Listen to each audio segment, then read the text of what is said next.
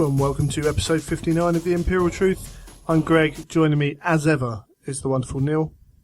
Hello, Greg. Hello, Neil. And we're going to be going through all the usual stuff today, but before we get there, let's do our sponsors. So elementgames.co.uk. If you want to go and pick up all this amazing, fantastic Zinch stuff that's coming up, we're not really going to talk about it in the new releases because it's doesn't necessarily directly fit into the heresy, but I don't know what you think about the demons that are coming out, but I think they're absolutely smashing it.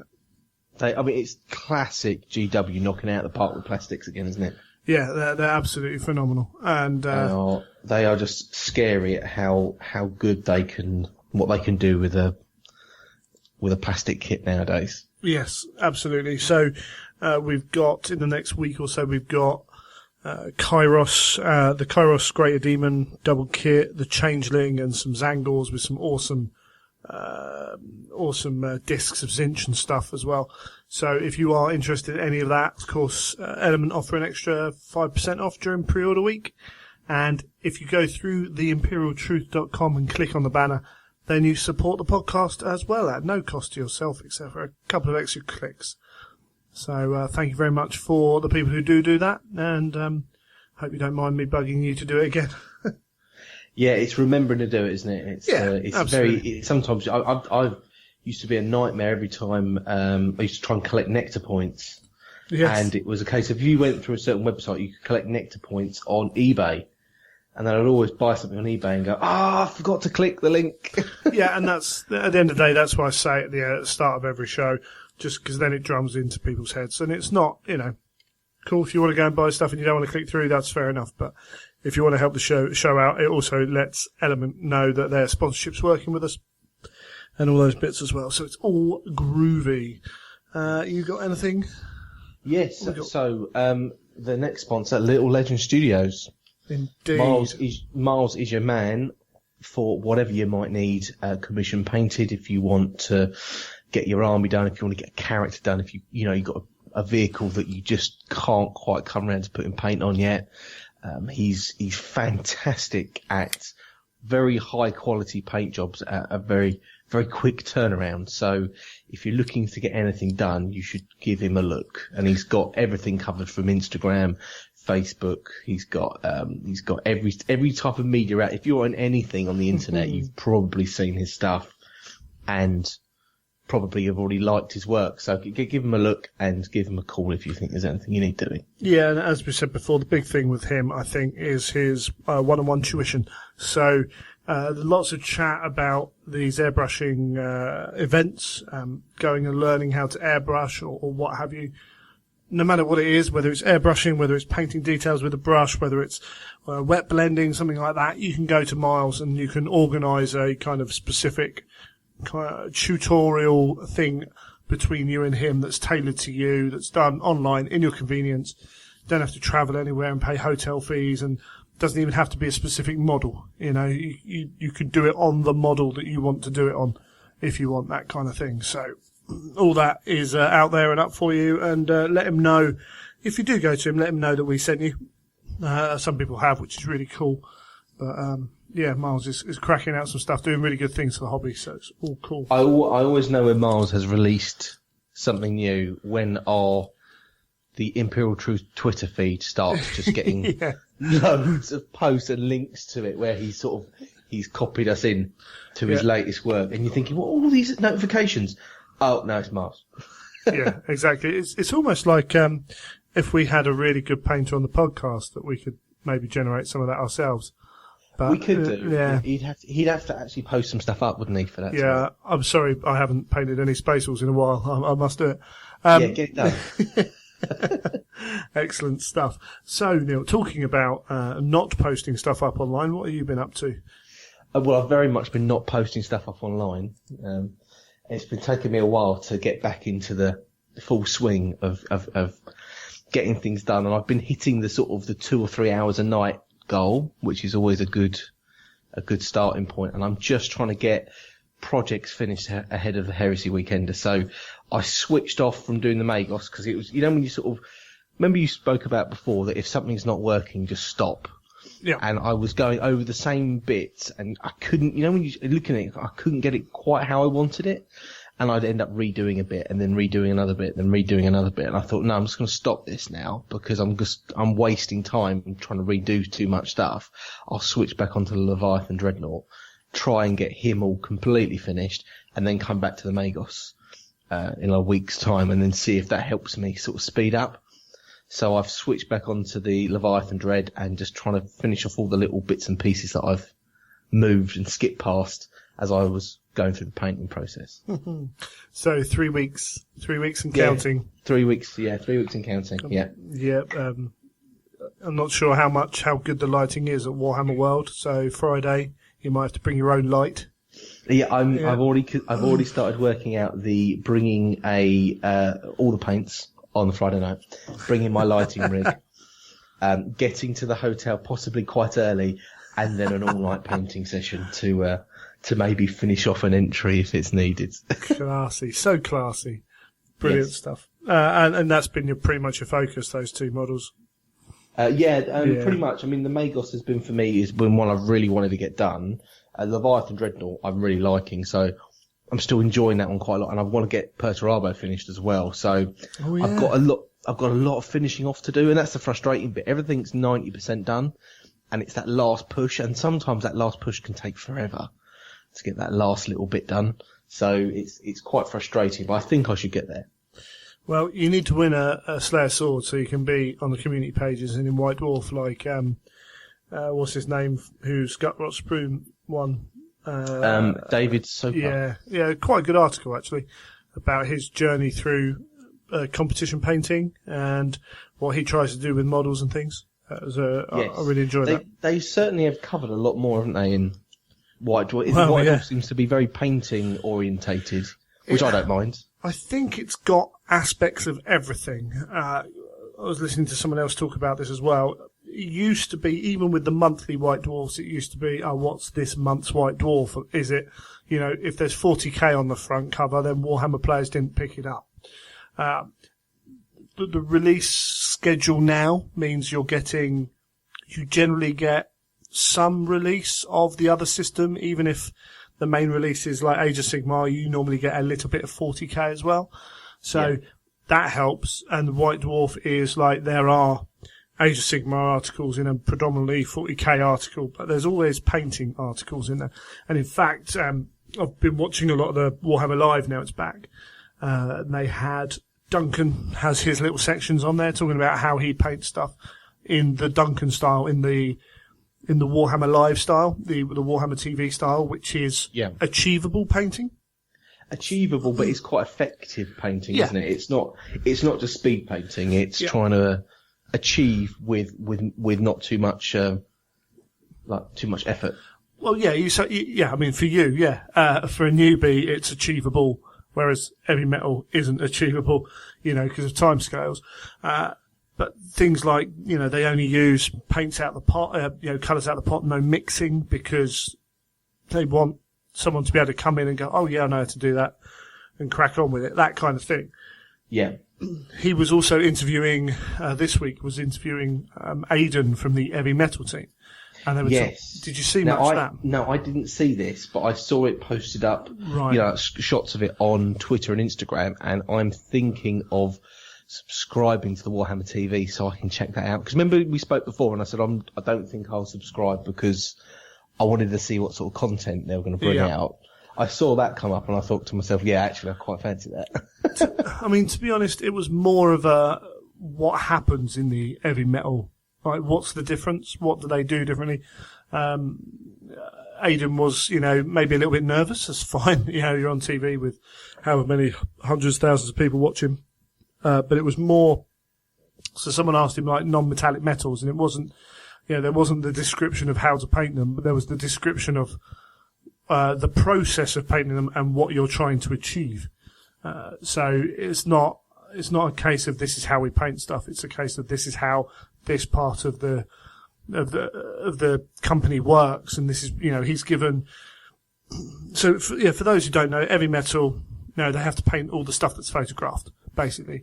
So front cover of a box for a Lord of Change is a Lord of Change. For 5 Terminators in a box, it's 5 Terminators. And he had the Scarab Terminators, the new ones. And so there are 5 models, 3 days per model. He had to paint those models. So 15 days to paint. It's actually a lot faster than a lot of people would think. Yeah. As well. Because, I mean, that sounds like a lot, 3 days per model, but knowing how I paint, I would really struggle to get one done in 3 days. Yeah, absolutely. Yeah. I think a lot of people would, to the levels they want. And then he was also talking about things like, they've got a little bit more license with heavy metal to mix the colours up a little bit like that, of course. So where Duncan has to paint so that someone can come along and copy it easily, heavy metal makes stuff look good. And that new Zinch blue paint that came out was because they mixed up a load of new blue paint for the Zinch models and went, yeah, might as well sell it. So someone came along, took all the samples and went, yeah, we've made a colour, have it. So yeah, that kind of thing was really good. So I've been watching a lot of the live TV and quite a few of the games and stuff while I do my hobby. Because I've decided to do the 365 challenge, or year. Well, it's not really a challenge. So can you explain that to me? Because I saw that come up on your Twitter and I didn't quite understand what the 365 was. Right, so essentially, there are loads of different challenges people set themselves each year. Paint 2,000 point army, paint this, paint that. The problem with having a definite, paint 2,000 point army, or I've seen people have paint 365 models, is you feel that pressure on you when you're not hitting your target of models because something slows you down, a model takes longer, things like that. And I've always failed at those challenges, so I thought, I don't want to do that. I don't want to do a squad a month or anything like that. Then one of the other ones was, we've talked about Rudgy time before, or Tuttle time, an hour a night. So the principle, if you paint an hour a night, you will get a lot painted. Or hobby an hour a night, you will do a lot of hobby. Well, that's 365 hours. Now, I can't hobby on a Thursday night because of game club and I sleep at work. I can't really hobby much on a Monday because I come home from work, have an hour and then go to my other job.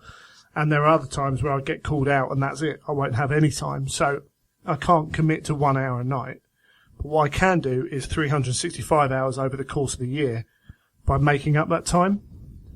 Okay, cool. So it's a more flexible system it's just a way of kind of keeping you on that constant schedule of, oh no, need to hobby.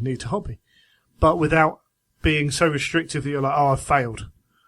Or, I can't catch up, I'm too far behind. So, Like when you take on a silly New Year's resolution diet that's no carbs and within a week you're just dying inside. Some people can do these things. I can't. There was, God blimey, someone did, was it 2015? They did 15,000 points of army. I think that was an independent characters one. They set themselves that challenge and they did it. Cool, that kind of person can do it. I can't. So what I can do is I can hobby for 365 hours. Now, if a model takes me ages to complete, that's not a problem because I'm still hobbying for the hours I want to hobby, minimum, yes. So there's no kind of this model's taking me ages, I need to get it finished, blah, blah, blah, rushing it and mucking it. Like you said, if I'm having a problem with a model, I can put it aside, I can build something else, still hobby. So, yes.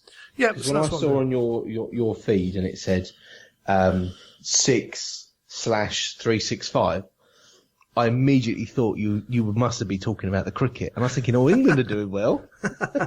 Yeah, no. Saturday I was supposed to be playing football. That got the pitch was frozen, so that got called off.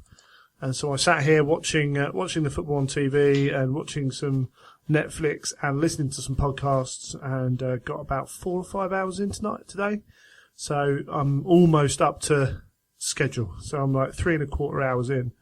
To my 365. It's all about that regular time every night, And I know we've talked about it before, but that's exactly what I've been doing over the last month or so to try and get my entries done. And it's just a case of every night, no, come on, sit at the table, get the paints out, come on, you can do this, cracking on.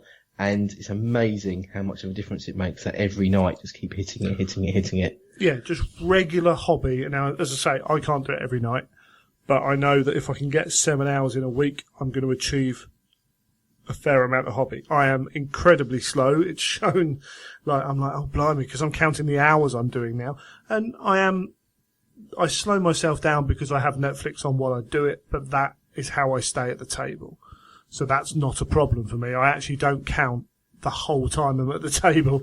If I'm watching an hour's Netflix show, I normally take 15 minutes off, where I've actually stopped to watch a little bit of it. But it means, as I say, I'm just constantly plugging away, and all of a sudden, like those 3 models are done. Brilliant. What's next? And I've said it for a while now. I've got these Warhammer events, Age of Sigmar events coming up, so I'm painting the Age of Sigmar stuff. But I got a bit fed up of painting, so I put some of my Blood Bowl models together that arrived in the post. And I'm looking at my Horus Heresy stuff now, going, right, I'm kind of at a point now where I can probably mix in a bit of Heresy and a bit of Age of Sigmar at the same time, which is good. So plenty to do. I need to get those nights all finished because I didn't get as much done over Christmas, and my Night Porphyrians being made by Joe. Hopefully I'm going to get some update photos on that at some point. But yeah, it's just everyone's got to have their system. Again, for some people, if they've got jobs, work long hours, got family and kids, they're not going to be able to do 365 hours a year, Yeah. You've got to set the goal that you know you can achieve. So, I mean, I put it up and explained it to someone, and he said, "Oh, so I'd have to slow down." It's like, well, yeah, fine. Yeah, that's the way he works. So it's different folks for different strokes, but it's picking a goal that's achievable, and then trying to stick to that goal and not weighing yourself up against anyone else. That is for. If you want to enter competition painting, that's the time when you judge yourself against someone else. But hobby is hobby. If you're not enjoying it, if it's not achieving what you want it to achieve, change it up. Yes. Yeah, completely. So, coolio. Right, shall we come back and go through the news? Let's do that.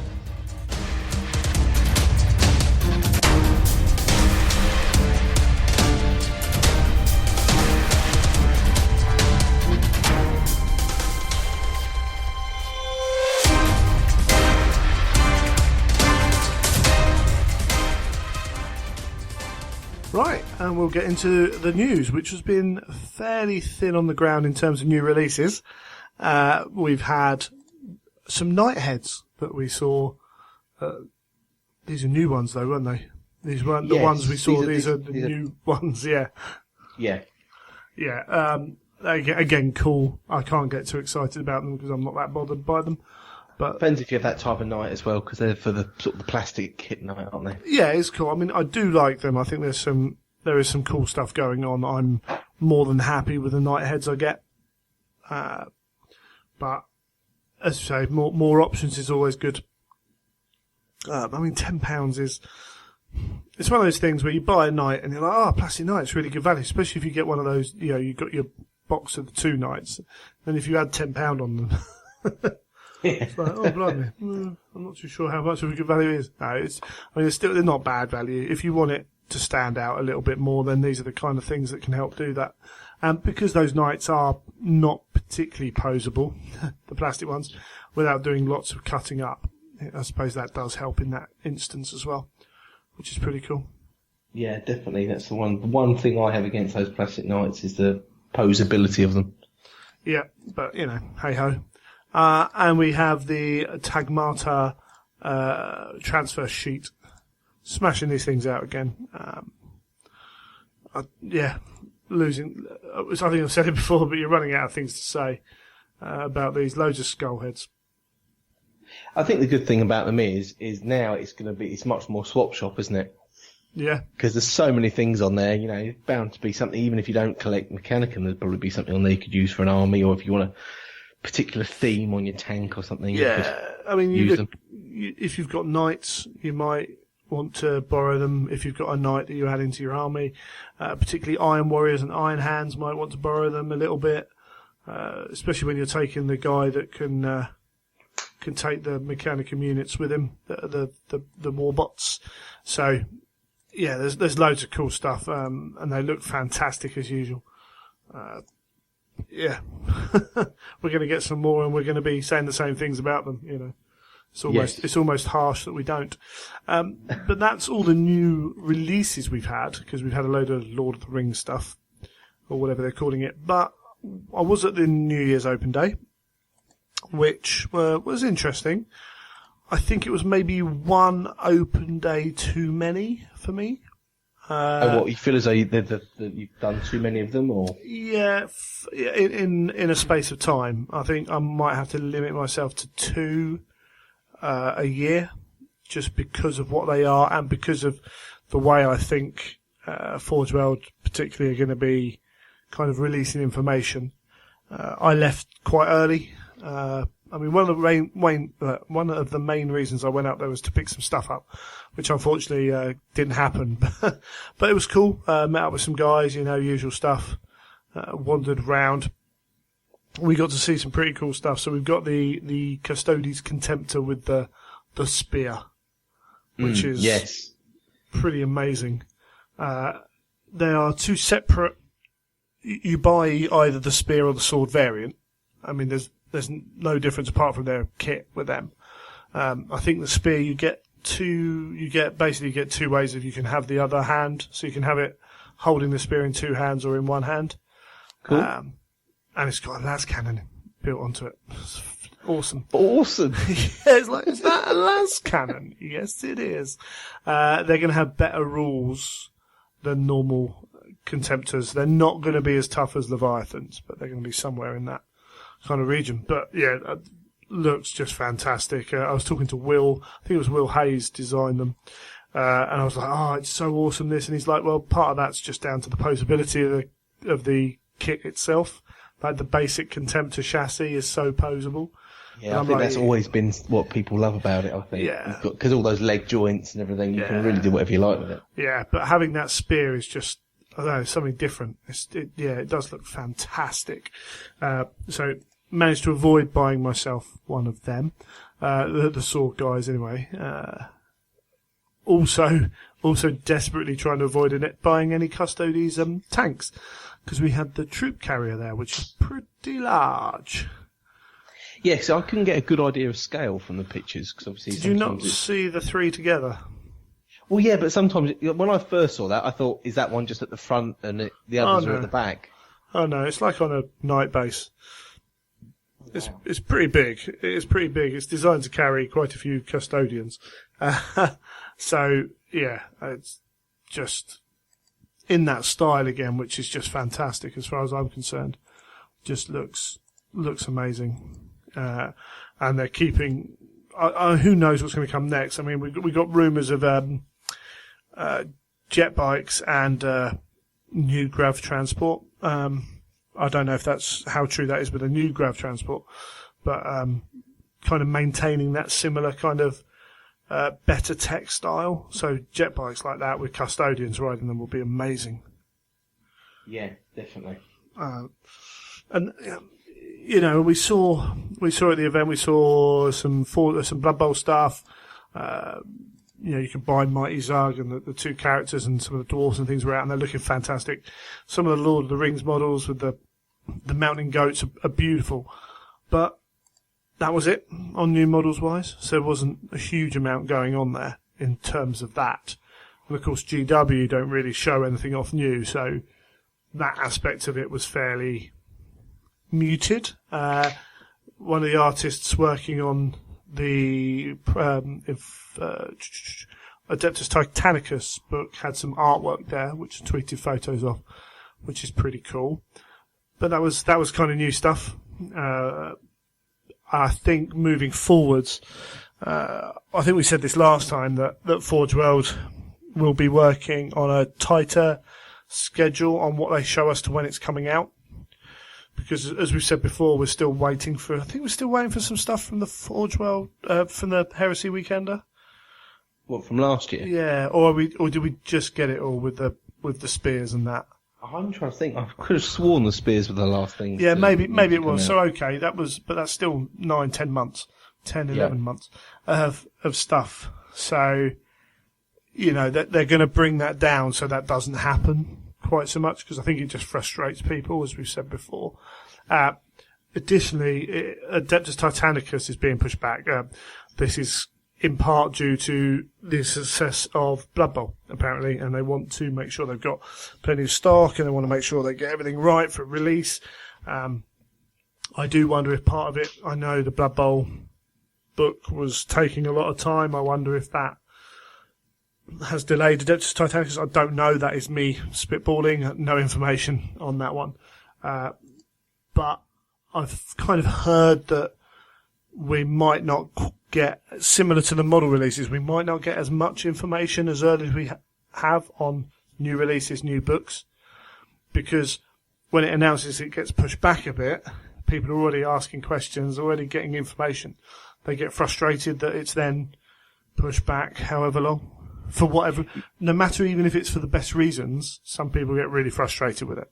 It's funny, isn't it? Because I think we had a discussion, didn't we, when there was a lot of talk that I remember a load of people were saying to me, "Oh, are you going to pick up Adeptus Titanicus at the Heresy Weekender?" And I remember saying at the time, "Well, that's a bit weird. I can't imagine them bringing it out that soon. And we've heard nothing about that. Are you sure?" sort of thing. And I think sometimes when someone's got to mention, "Oh yeah, we're going to try and get it out for this time," then everyone jumps on it. "Oh, that's gospel truth. This is what's happening." Yeah. And then as soon as there's something else happens, that like saying, "Oh no, it's going to be pushed back," it's almost like a backlash they get then from it's a negative. People saying, "Oh, well, you said it was going to be this." Yeah, and the problem is, any time you talk about that subject, that can happen. And if you talk about rules, then you might be giving away how close you are to having a finalised game. So restricting them on how much they talk about it might be the way forwards. It's got pros and cons. It's great to hear this stuff early on, but I do think certain parts of the community are either not aware or unwilling to kind of take on the fact that these things can still change. You can have a design for a game, and you can have an aspect of that design set from day one, and you can only realise like really late on, actually, if we change that, it solves half the problems we've got in a really weird way and does this. So that might then change. But they might have already told the public, "Oh yeah, we've got this rule and it does this," and and that could upset people that rule's not in there. So there's loads of stuff that could go on like that. And potentially on the company side of things, the less of that they have, the better. James Hewitt has said on Twitter that he is going to be at the Heresy Weekender in some form. He's the guy who does the rules for Adeptus Titanicus, did the rules for Blood Bowl. Yes. So I am sure you'll be able to question him about stuff. And I still think we're getting to the point where the game's probably like there-ish.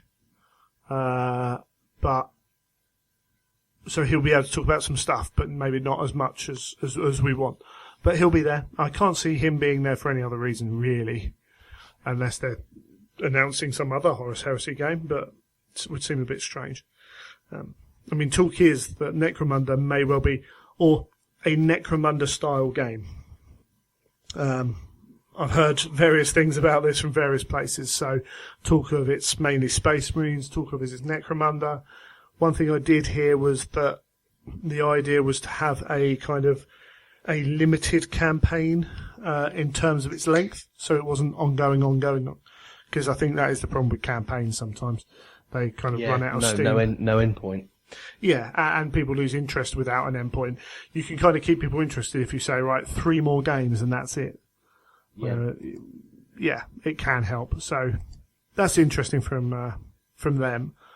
And then kind of coming back to something I did miss, they are talking about, in terms of releases, going back and catching up on stuff that hasn't got models yet, but has rules. So Tyrant Siege Terminator's being talked about. Things like that. However, this does not kind of cover over to the Primarchs. The Primarchs are still going to have the release schedule in the style that they do them. But it's good to see. Any news on any new sculptors for the Primarchs yet? Or are we still on just Sam Egan? Not yet. Not that I heard anyway. So Yeah, Sam, as far as we know, and people are speculating over whether we're going to see any Magnus at the Weekender. I'm kind of tempted to say no, because I don't think they'll want to show him too early. But then it is the Weekender, so I wouldn't be surprised if they did. I would have thought that obviously if there's not a Primark available for sale, and I would have thought the next one being done was Magnus, that you're definitely going to see a work in progress or. A shot of, in the I would have thought in the cabinets at the very least of a very nearly completed model. You would hope so, and I wouldn't be surprised if there was. I also wouldn't be surprised if there wasn't. So how long ago is it since Rust came out? It was first available at the Amsterdam weekend, which was September, and then it took another month and a bit because it came out Prospero weekend, didn't it? So. Yeah. October, late October. So let me think. It's a good chance it's not a new one won't be ready. Yeah, I'm pretty sure it won't be ready. How slow Sam is at getting them done. Yes, Sam. Yeah. No, we love him for it, but he's as one of the slower sculptors, isn't he? He certainly doesn't rush through them. Do you mean when we know how much work it takes to sculpt a Primark and how much time that entails? I think that's probably a better way of looking at it. Yeah. Because I've always worked it on the basis. I think that you're lucky if you get 2 a year, and we're usually with Sam, it's like 1.5. You definitely get a new one a year, but you'll be halfway through the next one, sort of thing. So I don't think we're going to have a new one for sale, but I do think he'll have something that's been worked on. Yeah, hopefully there to be, and I wouldn't be surprised if it wasn't the actual model, but if it's halfway through, it'll definitely be up in the new what's coming sort of seminar section that Tony likes to tease us all with. I'd put big money on there not being one for sale. Big money. As I say, I would not be surprised to not see the model, but to see a photo of part of the model. Yeah. Like we did with us, as you say. However, again, if that model turned up, it wouldn't surprise me that much either. But, I think it's just good to not be kind of too hooked up on we're going to see that model. Because you never know. Yeah, and you don't know what else has gone either. He's got to take breaks at some point as well. But yes, and we'll move on from that, I think. Because to say, we're only 3 weeks away now. And that's going to be good times. There's some other little bits. So, talking about Warhammer Live and Warhammer TV, they had Andy Smiley on there as well, and he's in charge of the Warhammer community, and part of that is the TV. I don't know exactly how it's broken up, but they're going to expand their Warhammer community pages, which are at the moment the Games Workshop telling us about stuff. Not just Games Workshop actually, but other people have got articles in there. But they're going to expand it to have a little bit more interaction, including things like having an FAQ question and then being able to vote up and down answers on it.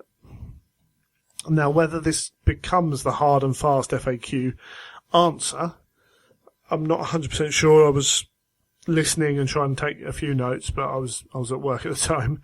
But there's a lot of potential there for people to kind of give feedback at the end of the day, which has not been there quite as easily in that format before, which is cool. But they're also looking at a number of other stuff, so keep an eye on the Warhammer community page, because I think there could be some really cool stuff coming up on there. They've already featured some people from Twitter who've got some good painting, or people going to events, writing, kind of their experience of attending, like their pre-experience, things like that. We've their 40k Fridays, they had their first big YouTube personality on there. Was Winter's SEO was on this Friday. So it's becoming an interesting beast in terms of incorporating people within the community, which is pretty cool. It's certainly looking good, I must admit. I'm quite intrigued to see how far this community thing goes, because it's uncharted territory, isn't it, really, for GW? So who knows what they could do with it? I need to send an email, because I think We've talked before about the tournament website run by Cerberus, and they have a section now on Thursdays where people can send in their events, and then they'll get plugged on the show. So I don't see any reason why a searchable tournament or event calendar can't be hosted on Warhammer Community. Because that's where, definitely. I want to go to a Warhammer event. Where do I find out about that? Oh, Warhammer Community. It makes sense. And if they're giving out information now, then, that's all they have to do is have links to pages and say, it's not our responsibility. Check it out. But yeah, there's lots of cool stuff you could do with that. Yeah, So, definitely. Excited, and we're coming up because the Las Vegas Open is the same weekend, I think, as the Heresy Weekender, or before or after, I can't remember exactly. So they're out there, GW are out there covering events out there, so it'd be really cool to see that done in their first kind of real big way, and what comes from it and everything else. And actually, I'm considering writing an article and just kind of seeing if they want it. So does that mean that they won't have a lot of coverage at the Weekender? Who knows? Because they've got more people than just like they can send out a few people and still have people left. Behind or in front of the camera, we've had Rob, Eddie, and Nick, and James Hewitt as well. In fact, so that's 4 people there. They're not sending everyone over to the Las Vegas Open because I'm sure they'll still do their Warhammer Live things through the week. So. Yeah, who knows? I don't know exactly what's going on. I'm sure that there will be some coverage in some form, whether it's having the cameras there or not. I'm considering doing some bits with the Weekender. I don't want to step on people's toes. I don't want to upset GW. I don't want to kind of take things too far. But I think there's people out there who don't have much of a clue about the Weekender. They hear about the news that comes out of it, and they hear about kind of the fun we have. But as we said before, I heard some of the Australians talking about it, and they're like, "Oh, it's just an open day, and you find out information. We can sit at home and do that." And it's like, well, no, it's not, and that's fine because you haven't been there. You kind of have to go there to fully appreciate it. Maybe having the camera out on the Friday, Saturday night, maybe having a walk round, maybe we can do a few bits and pieces. We got things like, we've got the YouTube channel, which is, woefully underused. There's things like, Facebook Live now as well. So maybe there's a few bits we can do for the show. It's kind of really late trying to think about it, but again, don't expect me to sit in a seminar with my phone up with, all over Facebook Live. That's not going to happen. And I don't think you're technically allowed to do it, are you? Probably not.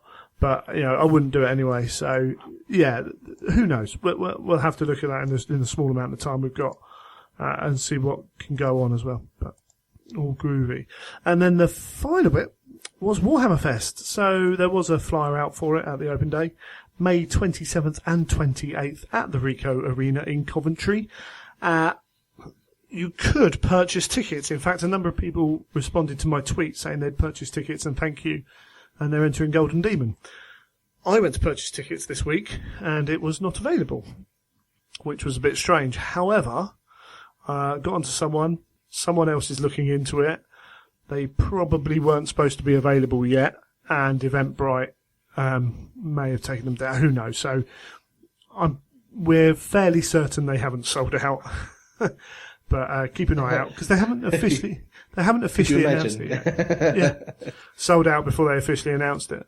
However, in looking and googling, going onto Eventbrite and looking up Warhammer Fest, they have 40k Heresy, Warhammer, and Blood Bowl tournaments for the 2 days. So £75, not cheap. Don't know what else you get with it. I'm assuming they'll give you some lunch, like they do at the other ones. They might not do, because it's a completely different venue. Don't know how big. Don't know where they're going to do them, because we've only been in part of the Rico Arena before. So yes, that's true. Who knows? Who knows? As I say, this, they haven't released this information yet. I did talk to someone, and the idea apparently is to have a slightly more of a mini convention feel to the weekend. Oh, okay. So I was kind of tempted. Oh, maybe I'll go and do a tournament. But then, if I do a tournament, what kind of times is it? Do I have time to look round the other things? All that jazz, Do you know what? For me, it might be quite good because I mean, if I'm going up on a Sunday, all I'm really looking at doing is getting up there, looking at the models that I've probably already seen online because everyone's put them up all over Twitter, and then wait around to the end of the day to see what the Golden Demon results are. You don't go and talk to all the staff? Well, you do, but then there's only so many times you can ask people the same questions, or just say hi. Here's one. Have you talked to the heavy metal staff about how they paint stuff? I used to. I've met them at winners' days and stuff. Course, yeah. And once you sort of know, you don't really. There's no point asking the same question. What you're saying is you know it all now. Basically, yeah, I know it all. Therefore, I don't need to speak to them. I suppose the thing is, once you've got. Also, I mean, it's quite good actually. Aidan on the show was talking. Someone asked, "Do you use a wet palette?" And he was like, "I don't. Other people do. Other people use this."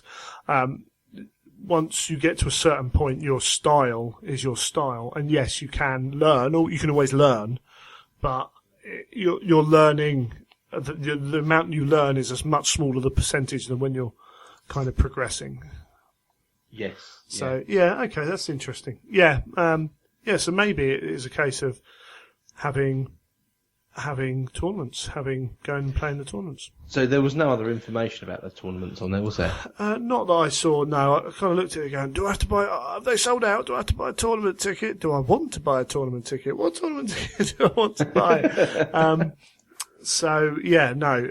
Literally, the person I spoke to in the company said, "Really? Are they out?" And then about an hour later, it was like, "Yeah, I've spoken to someone about it. He's looking into it." So. Who knows? But I suspect because there hasn't been an official announcement yet.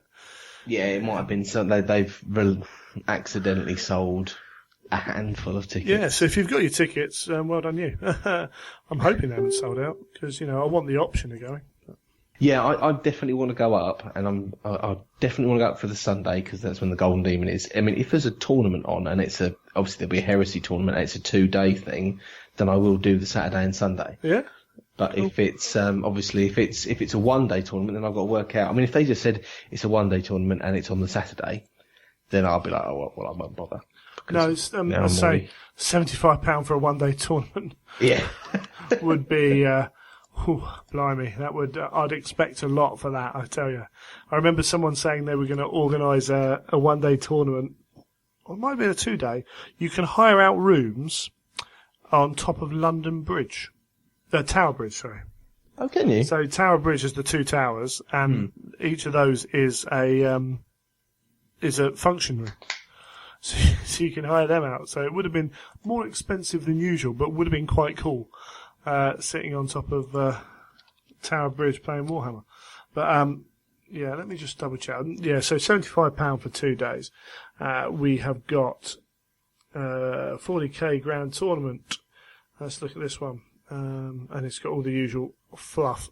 Does not actually say whether it's 2 days. I'm 99% sure that's 2 days, because otherwise it would be ridiculous. But yeah. We have, date and time, Saturday and Sunday, yeah. 11 till 6. That's quite a short time window. But whether that's right or not, that might not be full details. So yeah, keep an eye on that. That'd be interesting as well, because a tournament is quite involving, isn't it, on your time?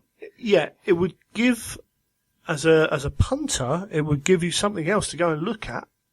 Yes, definitely. Really fill your day out as well. So, yeah, I like the fact. I mean, again, this is the first instance of them trying to have a mini convention feel to it. If it's successful, then maybe they expand it. Maybe they expand it again. Maybe they expand it again. And could you imagine GW doing their own convention, 3 or 4 day convention? Yeah.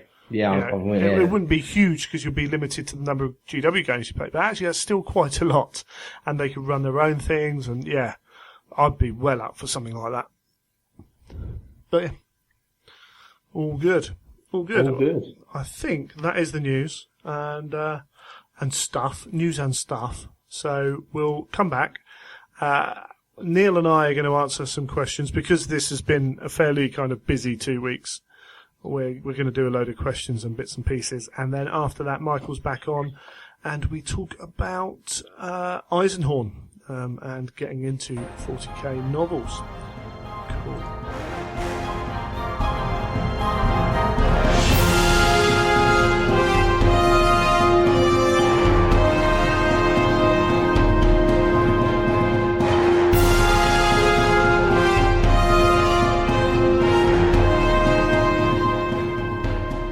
Righty-ho, let's get into some questions, and this is direct questions we've been sent, as well as questions I've seen popping up online. So thank you for guys who've sent them in. We've got a list of them here. Might be answering all of them, because some of them weren't particularly relevant. But we do get a few silly questions as well. Yeah, not going to happen, sorry. First off, I want to address something. Did you see the Games Workshop, the article in the paper about Games Workshop's 6-month period to November 27th? I saw someone put it up and I read it from there, yes. Right, so basically it was Games Workshop in the period to November the 27th in 2015 took 6.3 million profit, and this has increased to 13.8 million in 2016. There was a number of contributing factors. Some people seem to think that the loss of the pound is almost all of that. I'm not sure that you could put £7 million down to all of that, £7.5 million. Don't get me wrong, I think it's helped. I know Forge had done pretty well out of it. You've got box games coming out. You've got some decent releases as well. Not small releases, but I do think there are a number of other things that have helped with this. Interestingly, some people said that computer games would be a big thing, but their computer game turnover, I think it doubled or so from like 1.5 to 3.3 million, which is a decent amount, but not stellar, Yeah. Out of 13.8 million, kind of, when we're talking about that kind of money, doing well. And that'll be really interesting going forwards with we've got a number of games coming out this year or at some point, Marta and things like that.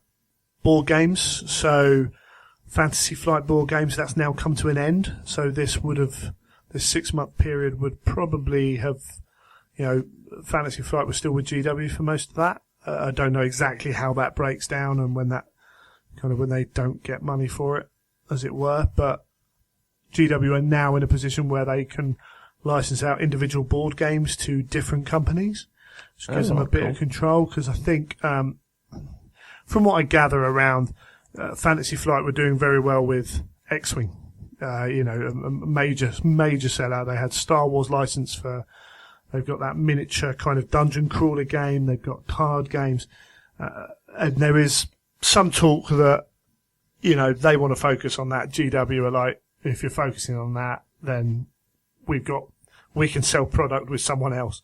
So that's kind of split off.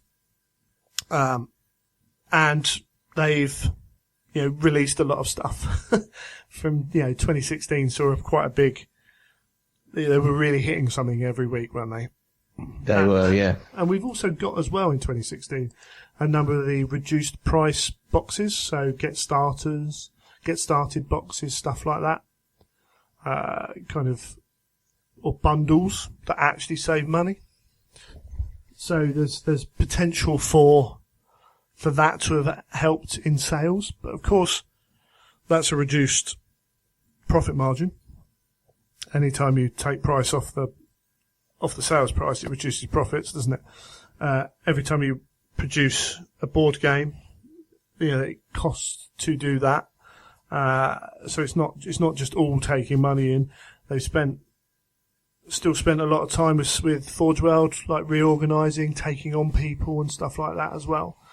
So I think while you've got to be sensible when looking at it and saying, yeah, the pounds dropped and that's going to help, I think it's really good news for GW, actually. It's great news, isn't it? Because it shows that where we've had these changes happening as well. Remember, we were saying how we're living in a bit of a golden age of GW with the fantastic stuff they're churning out and how open they are, that actually it's also showing in their balance sheet, which means that they won't suddenly turn around and go, well, that was a stupid idea. Let's go back to how we were doing it before. Yeah. So, I mean, for me, that means that we could hopefully have this period for the ongoing rather than suddenly then reverting back to plan A. Yeah.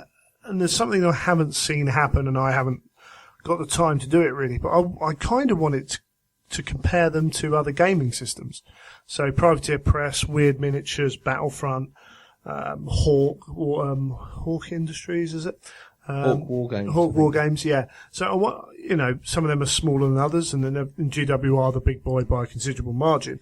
But it would be interesting to see if those guys are increasing as well. Because if they're not, then it puts GW's success into an even bigger light. Yes, definitely. It's not a problem, and it's not saying who's winning or anything like that. I've heard, and it is, other people will know much better than me how these systems are doing. But I've heard that the latest edition of Hordes and War Machine has seen some upheaval in their community.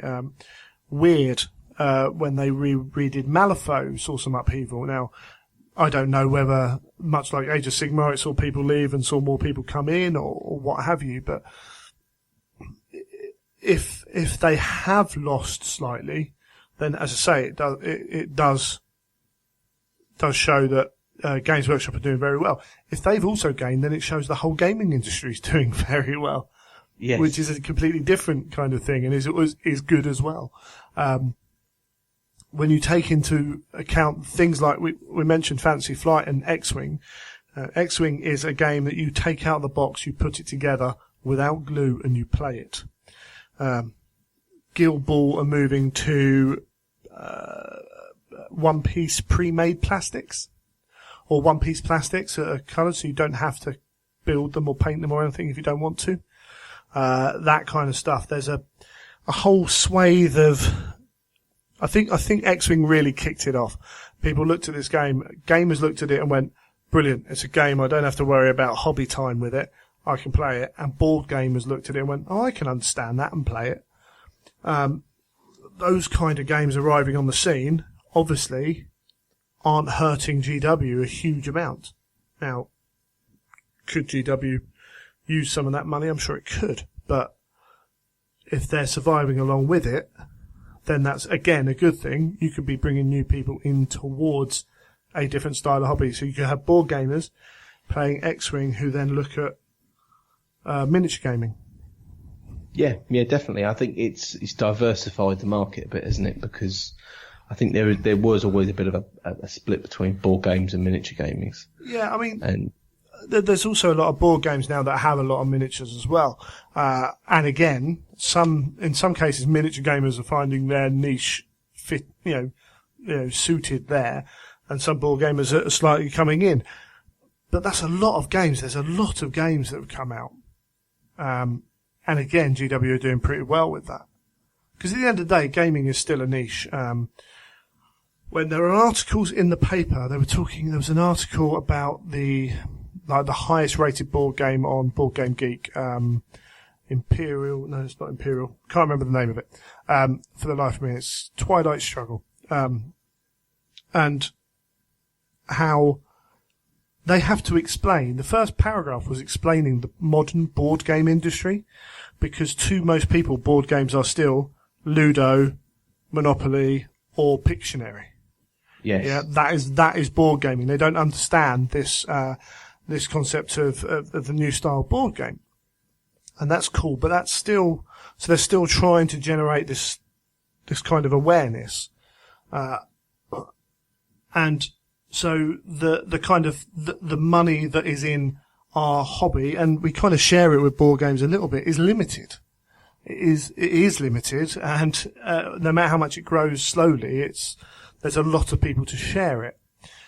When a new game like X-Wing appears and does really well, it will help expand it a little bit, but what it will do is take a little piece of that pie away from some other people. Yeah. Suddenly people have got expendable money and they've spent their £50, £100 on buying a load of X-Wing when they could have bought something else maybe. Yeah, absolutely. And you can look at certain games, certain companies might have 3 or 4 games who start knocking one on the head, and that's happened. Down the line, we've had the guys who make Dystopian Legions, can't remember their name now. They started off with Uncharted Seas. That game was put to like kind of web only, and then I don't even know what's happening to it now, as they've concentrated on other stuff. There's talk about Hawk. Hawk have got their own kind of planetary invasion space thing, but they've also got the license for Halo as a space game. And I mean, there's chat that Halo will be the one to stay, the other one will get pushed aside. Again, I don't know how true that is, but it makes sense. Why would you have 2 games competing in the same kind of, same kind of area? Yeah, definitely. So all those things, and then who's got the biggest section of the pie? Who stands to lose most? It's Games Workshop, and it obviously isn't losing that much at the moment. On top of all those companies that are bringing out games in the normal style, you've also got Kickstarter. So this Kingdom Death Monster, right?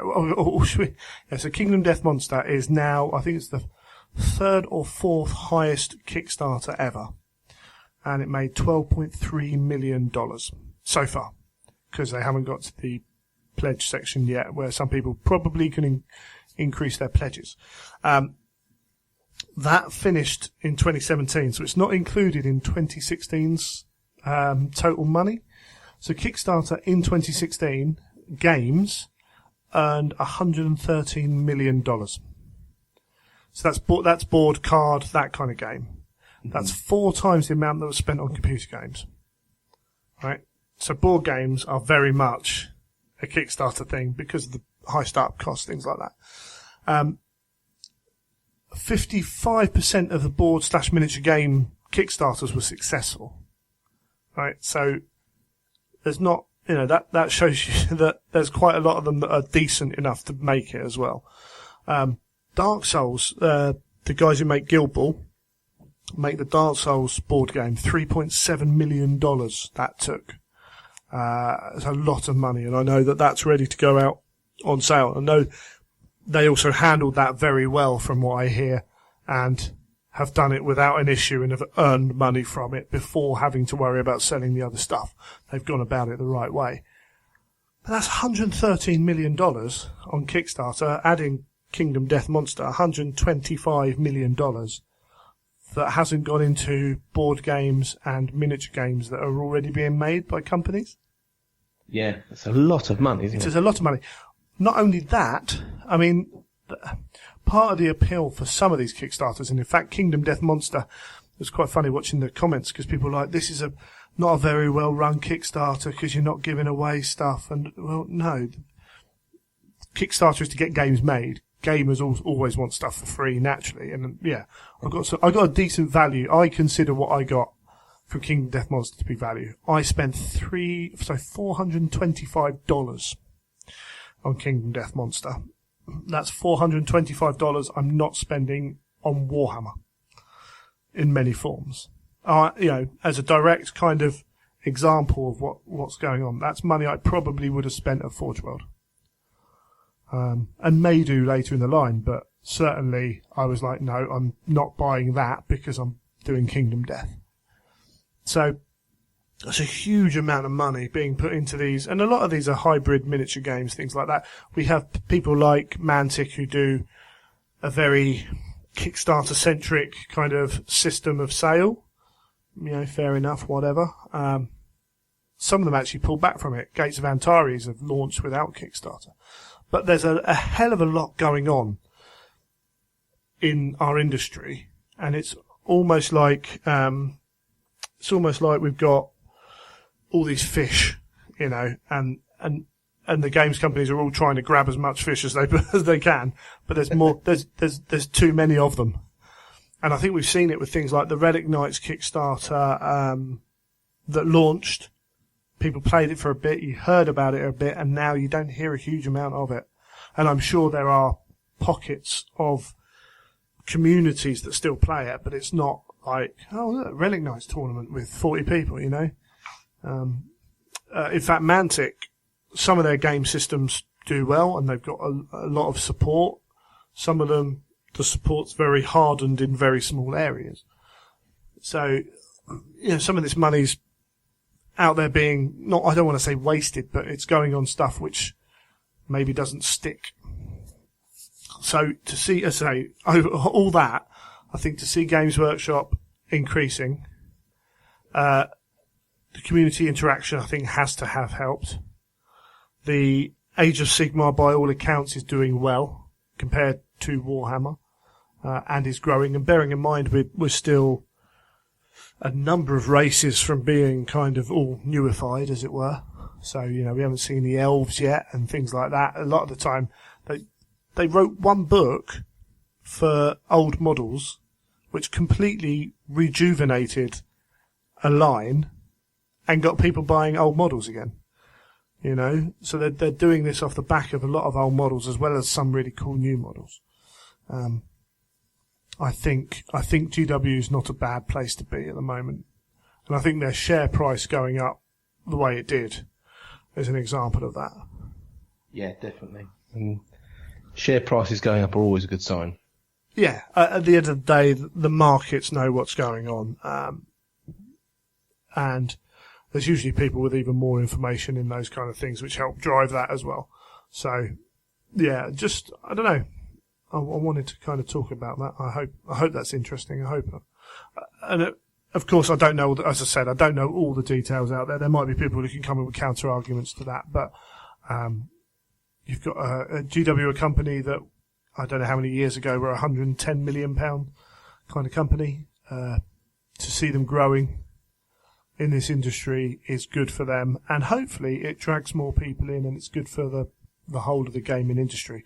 The amount of people we know that go from Games Workshop onto other games is very good, and this community interaction, even to the point of talking about clubs and things like that, is only going to help the whole hobby swell and grow. So yeah, cool, exciting. Yes, let's do some questions before people get too bored. So you don't switch off yet. No. Oh yeah. So if guys thought that was rubbish and useless, then let us know. But it interested me, so I thought I'd talk about it. Right. So Dave Betts, how important is it for you to write fluff-driven lists? Do you want to take this one away? For me, that's where I would say that possibly not. I don't. The first thing I think of a list is not generally the fluff. The first thing I think of a list is usually, how do I want this army to play? How, like when I wrote my Iron Hands, that was quite fluff driven because I wanted lots of Terminators and I wanted Ferrous. But when I've written other lists, it's been, okay, well I want this to have quite a lot of flyers, or I want this to be a very combat orientated army, and I often then look at choices around those themes and then build what I think is a competitive list out of the good units, and then try and build in and make it malleable enough to make it fluff in there as well at the same time. Right. So you want, say you've chosen you want a flying list. Is that because you just want to play with a bunch of flyers and see how it goes? Yes. Okay, yeah. Cool. Completely. Yeah. Like I think, actually, I fancy playing with loads of flyers because I think they look cool, and I will work the list out from there and then try and make it so that it can still, that it's not too one-dimensional and go, well, it's only got flyers in and it could only deal with this type of army. I then try and build in other things to cope with vehicles, to cope with Primarchs, to cope with Terminators, and then try and make sure I've got lots of bases covered. So once you get there, did you then choose a legion that would do that well? Yeah, and sometimes for me that then can come of sometimes just purely from a colour scheme or something I like the look of. So, I could think, oh, well, I've got this list and I want lots of flyers. And for instance, that's how my Night Lords list came along. And I thought, well, I want to do Night Lords. So it got put into a Night Lords list. Cool. I'm kind of similar in that, well, sometimes it's gaming needs. So I think at some point in your army, if you want to have an army that you're going to stay interested in, that you're going to be able to have fun games with, then, if you see that you've got no anti-tank, you're going to want to go out and buy anti-tank. Whether that is kind of how you get that anti-tank in might then be down to your army and everything else. So that's one way of doing things. My Mechanicum I bought because I like the models. Right, there was no fluff involved. It was like, those models are cool, I'm buying them. Then kind of generate some fluff for it. And I actually think my Space Wolves are the same. I love Space Wolves. So are they fluff driven? Yes, because I love Space Wolves. Is there a specific piece of fluff for my Space Wolves? Not at the moment. I kind of think, okay, if there's something in the new book about them not liking bikes, then all the people I have on bikes will be Terran Space Wolves. There's so much scope in the fluff, and I do bang on about it, but there is so much scope in the fluff that you can do a lot of what you want to do anyway. What it might do is, as I read through, when we get the book, I might read through and go, oh yeah, they really enjoy doing this. Okay, and that is a good anti-tank option. Okay, I'll take one of those. The Rights of War, the beauty of the Rights of War, as we said before, is they are generally fluffy. So you can take that whilst doing both. But as I say, I think if I ever got to a point where I was taking something that was counter to my idea of the fluff, then I would stop and go, actually. But because of the nature of having the Terrans, having the people from their own planets, having other things going on, the fact that all Space Marines can fight in all manners, the White Scars do have dreadnoughts. They don't like them, but they do have them. That kind of thing means you can take these things and it is still fluffy. It is still to the story. Some people will, for them it has to be more connected to the story than that, and that's cool, that's fair enough. I haven't yet got to a point where I've read anything about Mechanicum or the Space Wolves where I've gone, I have to have that. And that's where normally I think a lot of people's real fluff comes from that. It's like Imperial Fist players with Sigismund. It's like, Sigismund's cool, I'm having Sigismund and his Black Templars. Or, his first company that they're going to go on and be the Black Templars. And therefore they do that. And that is, you don't get much more fluff driven than that kind of stuff. Or they've literally read a passage in a book and gone, I want to recreate that. I haven't yet seen anything that's driven me to specifically do that. You could say that my desire to do Iron Warriors is pretty fluff driven from reading the books, but not specifically fluff driven. I just not really that there's certain Iron Warriors that you wanted to recreate. It was just the fact that you liked the idea of Iron Warriors. Just the way that John and Graham have written about the Iron Warriors and having loyalist Iron Warriors. Yeah, so nothing specific for me. But as I say, there is so much scope in the heresy that you can do these things. Too much scope. Potentially. For some people, definitely. Okay. One directly for you from Dave. How do you have the patience to paint like you do? I don't know myself, but for me, it's just being a perfectionist. It's all about trying to do the absolute best, and then you work out that actually to do your best, it just takes a very, very long time. Sure. So then you just go, do you know what? If I put the hours in, it's going to be better. And then you just learn to just, if you want it to look that good, you've just got to sit down and. So it's end result. It's end result, and it's standards. It's a case of, okay, well, I want it to look that good, therefore I will put the time in. Whereas a lot of people might look at what the caliber. I found this out at the tournament when the event when we ran it, that my stuff looked no better on the table than nearly everyone's stuff because you're looking at it from such a distance. And in fact, mine was you couldn't really see it very well anyway because it was all dark black armour. So you think, well, I spent thousands of hours doing these models and you can't see, but where they do look great is in a cabinet.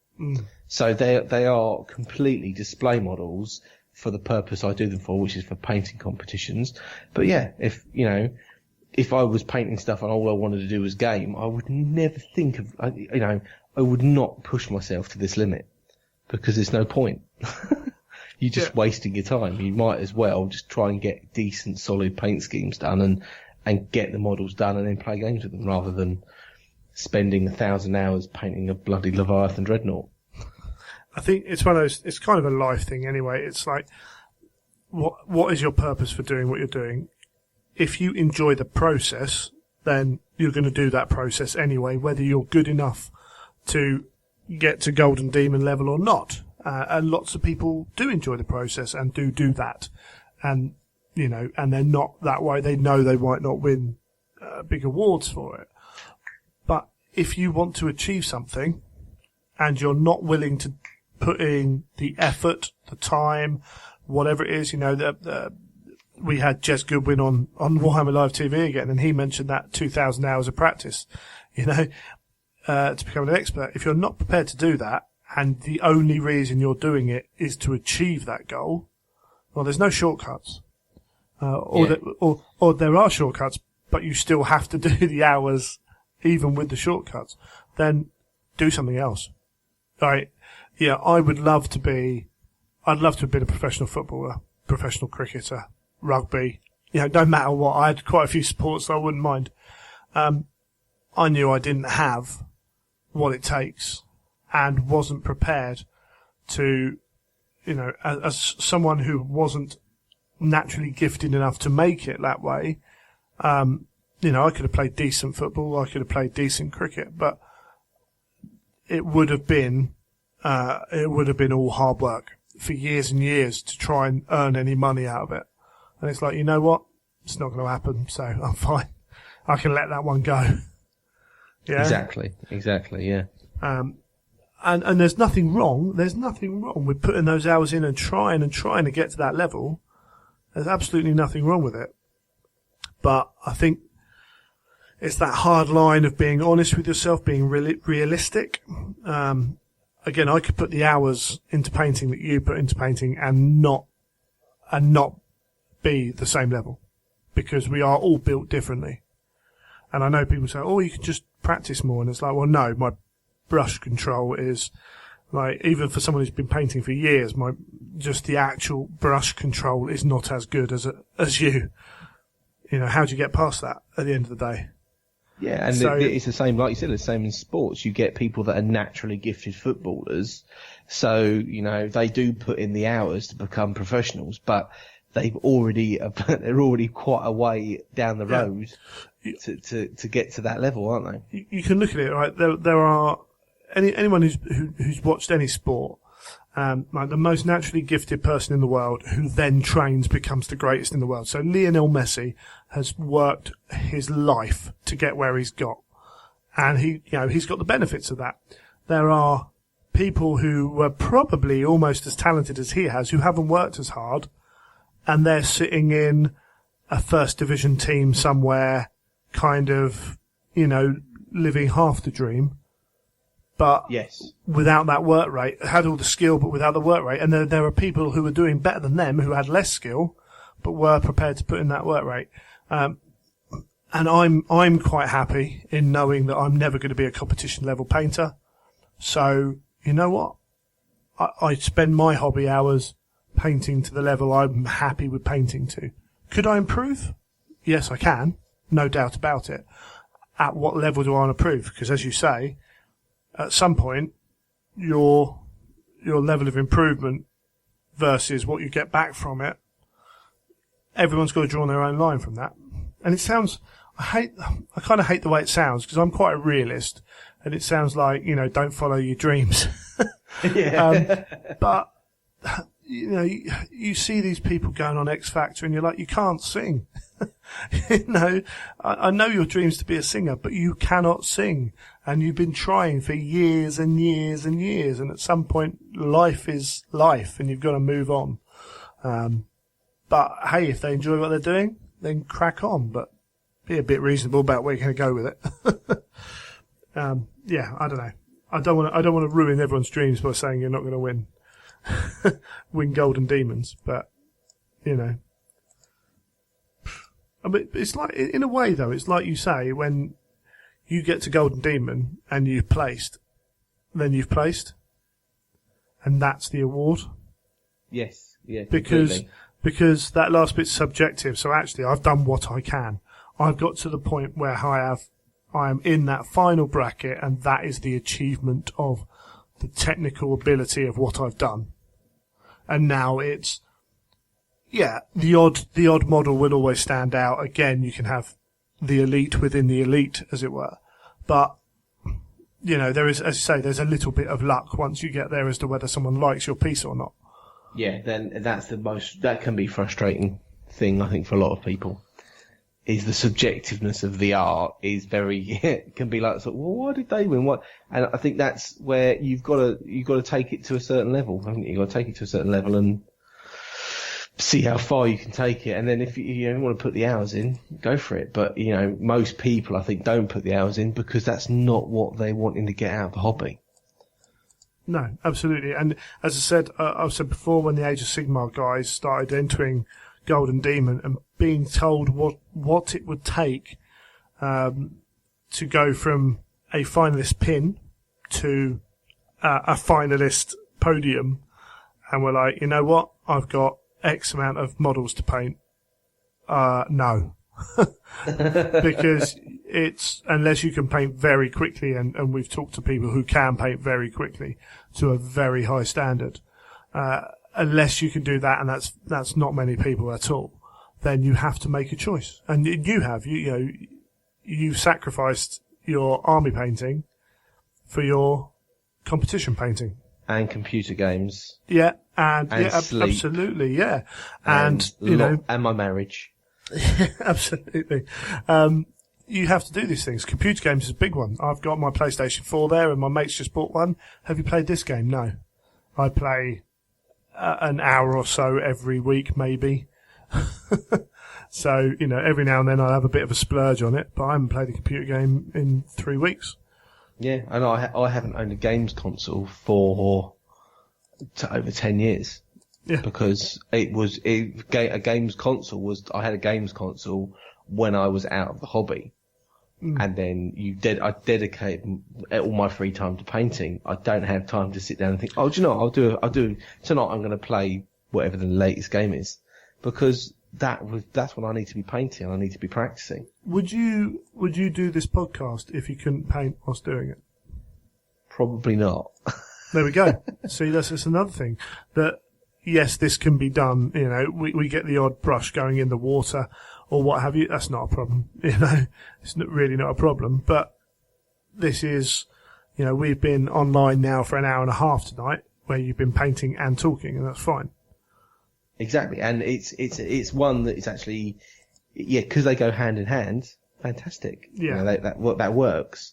And then I also, sometimes I like to obviously have the other podcasts on and listen to things because that's a good distraction. But I find that I have to, I don't watch much telly. Yeah. Because if I put a TV show on while I'm trying to paint, that distracts me. And I can't put movies on or TV shows because my eyes are always getting drawn to the screen. And then the productivity goes down. So then I think, no, I won't have any of that on. I'll only have audio things on so I can carry on painting. So again, it's that dedication of saying, right, well, no, I'm cutting that bit out. It's your athlete saying, no, I'm not going to eat any carbs and I'm doing it on this super strict diet. And because they need that to achieve what they want to achieve. Yeah, and as you say, I know some fantastic painters who won't even think about it. And you sit there and you do wonder, but, that, I say, that's a life choice. It's, do you want to do this or do you want to do this? That's what we have to do through life. On that note, Frank Ramsey asks, dare you paint an army to a normal person, tabletop quality? In quotation marks, normal person. Yeah, that's a tough question, that really, isn't it? Because I would say that when I do paint an army, they are a normal painted, normal standard. I don't try not to go over the top on an army paint job because, again, as we just said, it's not really worth it. And I want to get my Night Lords army done, and that might be a goal that I want to try and get done in 2017 because I don't want to do too much competition painting after Heresy Weekend, or I want to enter more Golden Demons, but I'm going to keep it to a more manageable level. And I really want to get my Night Lords painted, and that will be done to a much lower standard.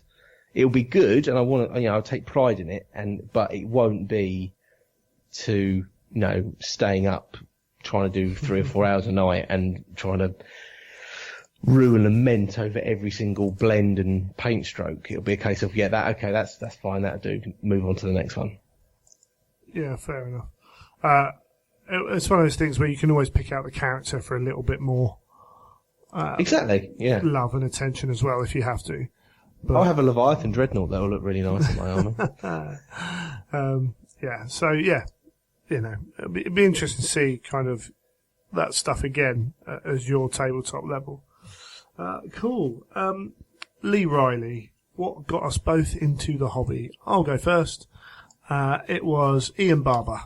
So, I remember Mum and Dad bought me and my brother, and I must have had an interest. I do remember my mate's older brother having a load of Empire, and I mean a shelf full of Empire. God knows how much that cost back then with steam tanks and war wagons, everything else. So I think there was a small bit of interest there. And probably one Christmas I got a game called Battle Masters, which was a Milton Bradley game, I think, but with Games Workshop licensed. And it was like 3 wolves on a little stand, and you moved them around hexes. So you had an army of goblins, wolves, and this, and then knights on the other side, and rolled attack dice with swords on them. And I must have been really young then. My brother beat me every time because he's a year and a half older than me. So I had an interest in kind of that stuff. And then first day of school, or first week of school, ended up, I think mainly because our names were next to each other alphabetically, sat next to a guy called Ian, and he had White Dwarfs. And I was just like, yeah, this is what I want. We were sitting going through those White Dwarfs going, yeah, I want that, I want that, I want that, just circling everything basically. So yeah, and that was me pretty much hooked. It was him, Jamie, there was 4 or 5 of us locally, and we mainly played Blood Bowl Necromunda and Man o' War, but a bit of Warhammer, and that was it. I was hooked. Started reading the books, and boom, I was off. Yeah, I think mine was similar. It was around school, but I remember I had a school friend called Michael Fuchs, and he had been bought for a birthday or Christmas Space Crusade, and I played it around his house and thought it was great. So I asked for a copy of Space Crusade, which I got, and at the time that was just for me that was just a board game, so had no knowledge about the greater world of GW. And it was then a little while on from that some other school friends got into the sort of the 40k sort of stuff. And I remember wanting to paint up the Space Crusade box, and then going to a GW with these friends and being intrigued. I remember walking into the Games Workshop, seeing these wall of blister packs, as it used to be back then, and just walking through and just picking out random stuff, and just bought a handful of stuff. So I remember I bought an old metal Grey Knight and some Blood Angel character, and something like random things that did not go together. Bought them, stuck them together, and my friend showed me how to paint them and put them together, all that sort of stuff, and just sort of falling in love with the whole sort of Space Marine from there. And it's like, and since that point, never looked back. My school friends, we started playing and collecting. And then when there was like sort of 4 or 5 of us, it's like a little club, isn't it? And sort of just getting really into it. And then, it stems from there. Once it's ingrained into your soul, it doesn't really go away, does it? No, I remember, Jo Wiley. So she was on Radio 1, just coming to the end of her time on Radio 1 as a DJ for those who are abroad, and her son had literally just like found his first white dwarf or whatever, and she was like, "What do I need to know?" And there was the typical kind of people phoning, "Oh, you need to go and buy this person," and I was like, "Oh, leave it out." But someone did say, "Well, just say goodbye to him because his head will be stuck in books and he'll be making army lists and reading stuff for the next 15 years." It's like, yeah, pretty much.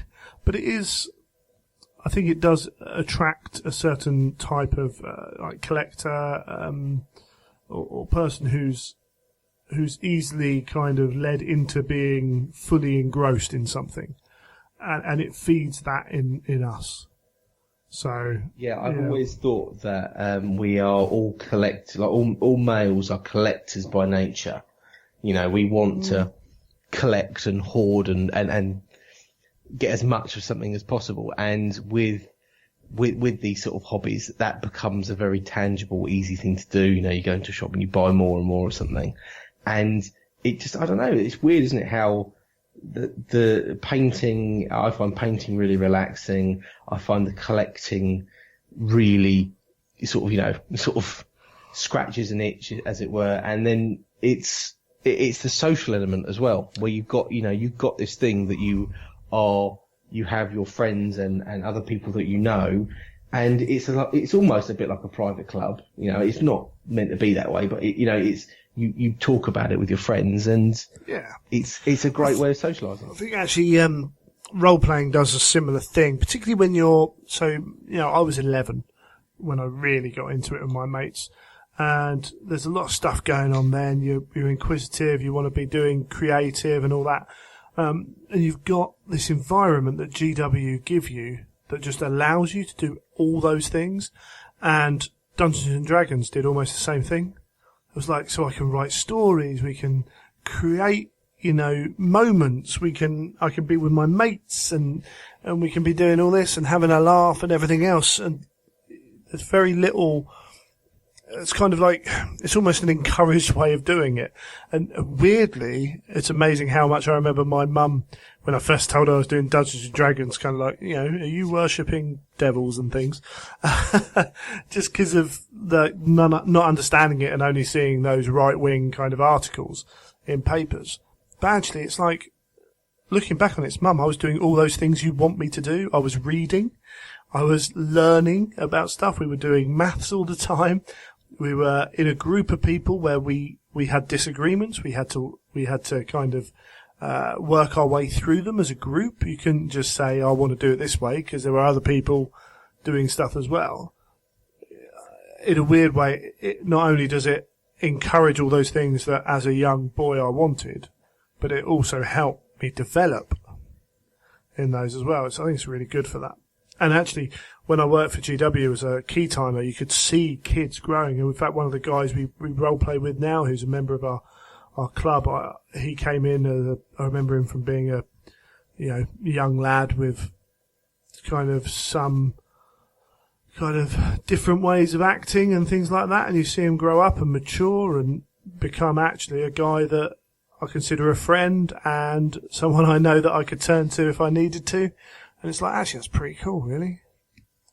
And it's, I believe that having this gaming thing has helped that. I'm pretty sure he would have got there anyway, but I think it's accelerated it for sure. Groovy.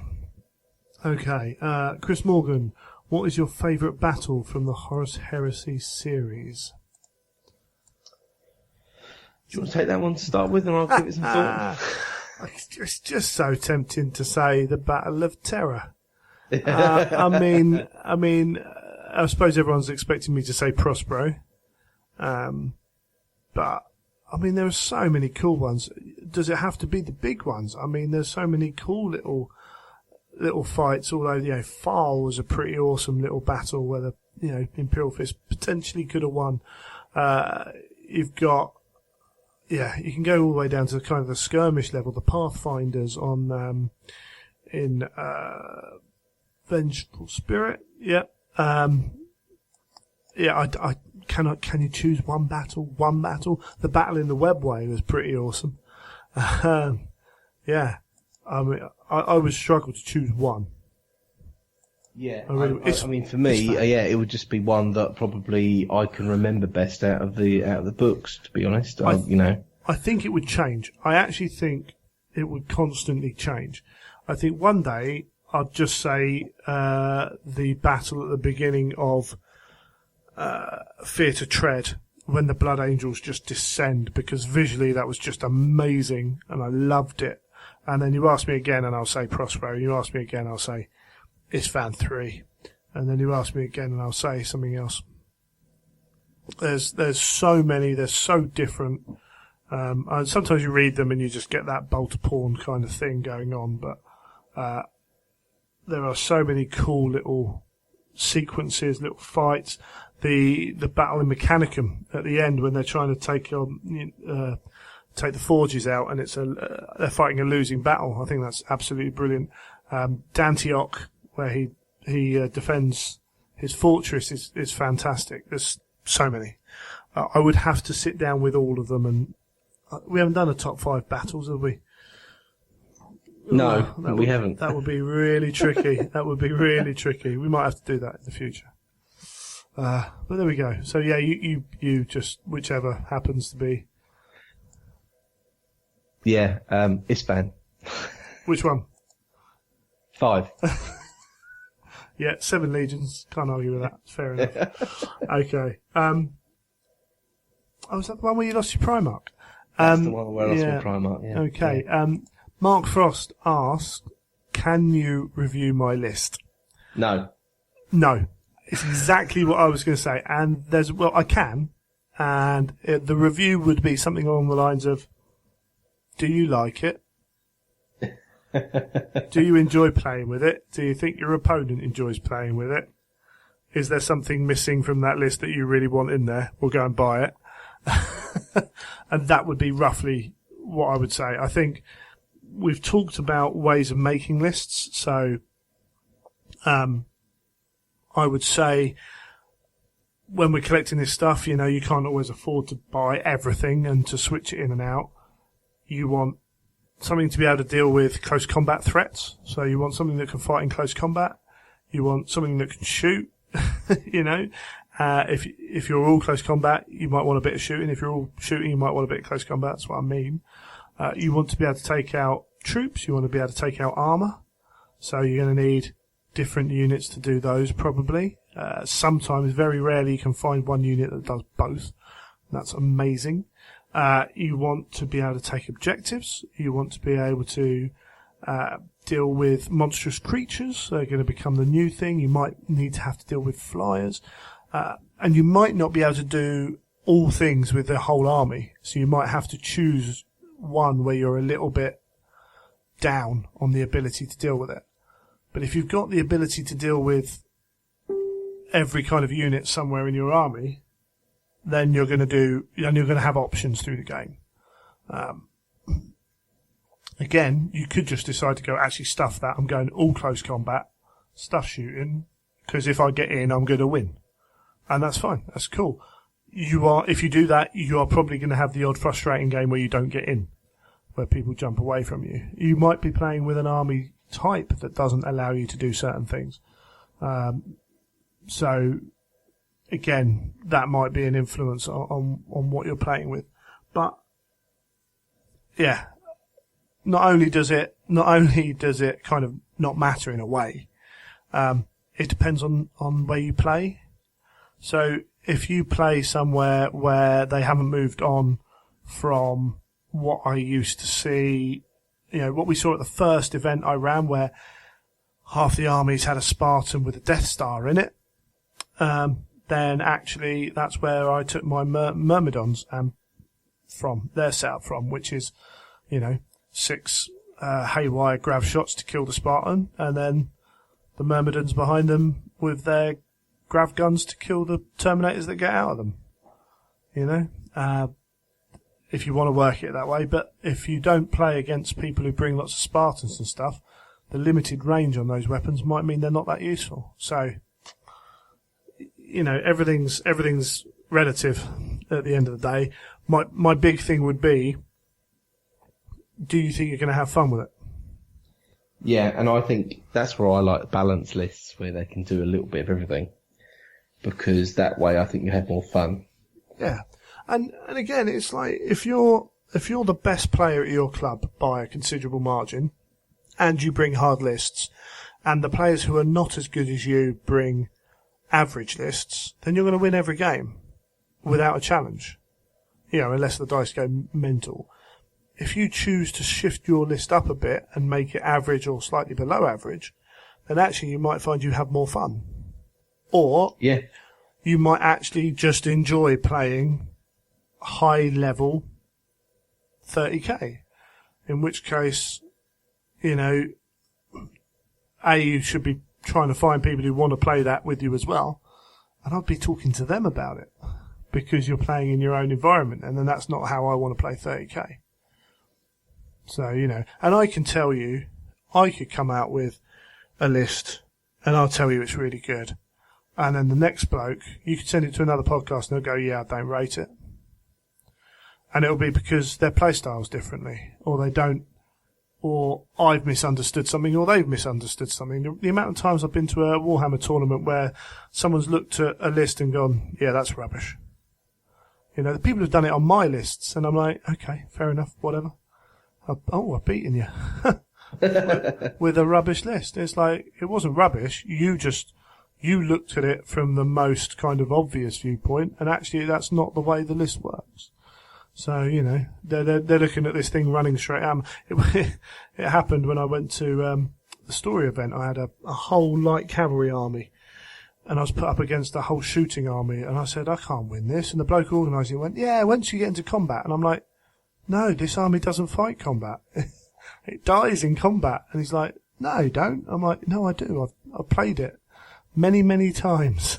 and that organiser of that event just completely misunderstood how I ran that list. And that's because I played it for months and months and months. I knew it inside out. So that's kind of why I don't go too much into lists. When we talk about going to events, if we talk about lists we take, it tends, what I will kind of tend to say is, okay, over the course of the weekends, I fought 3 of these things and I had no way of dealing with it.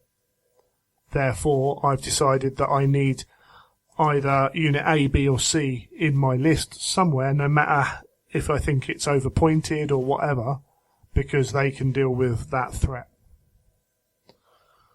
So, that's where I think you really look at lists in an environment which is less competitive.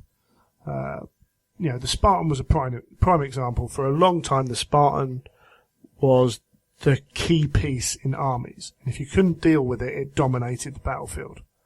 So I went back with my Mechanicum and said, how do I deal with a Spartan? Right, okay, actually, an Magus Dominators, Archmagus Prime with, who's, got the orbital bombardments and stuff, is actually a pretty good way of hurting it. Plus Grav, plus if I can sneak a tank round the side, a Krios Venator. Okay, I've got one decent way of dealing with it, one that's limited on range, and one which is a little bit more of a long shot. That's fair enough. That's why people started taking the planes with the Hellstrike missiles. Not the Hellstrike. Yeah, what are the Kraken penetrating missiles? Yes, yeah, because they were mustard at getting through a Spartan, weren't they? Yeah, so they started to appear, and then everyone was going, how do we deal with these planes? They're well out of order. And it's like, well, they're only well out of order if you've got big, juicy targets, And then people started looking at anti-aircraft, and then people stopped taking anti-aircraft, and then, and that's the meta. That is the way these games go. But if you've got a balanced list, you've always got a chance. It might not be the best list, but you've always got a chance. There we go. Right, we shall move on to another question. Dan Summers, what are you expecting from the Weekender? Magnus, Alfarius, all Custodes stuff, or something random for the Wolves and Suns? So we've already voiced our thoughts on Magnus. Yeah.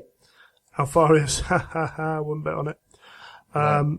And yeah, even though there'll be all the Alfarius jokes, but whatever. It's a little bit tiresome now. Custodes stuff, I wouldn't be surprised to see a little bit more of the Custodes stuff. But again, I think the Weekender is the one place where they might show us a bit further down the line of stuff coming out, but I don't expect to see stuff that isn't going to be out for, 8 months. So I'm not hugely sure. I'm sure, because the book's supposed to be at the Weekender, I'm sure we're going to see some Wolves and some Thousand Sun stuff. Yeah. It's got to be there, really. Maybe even for sale. You never know.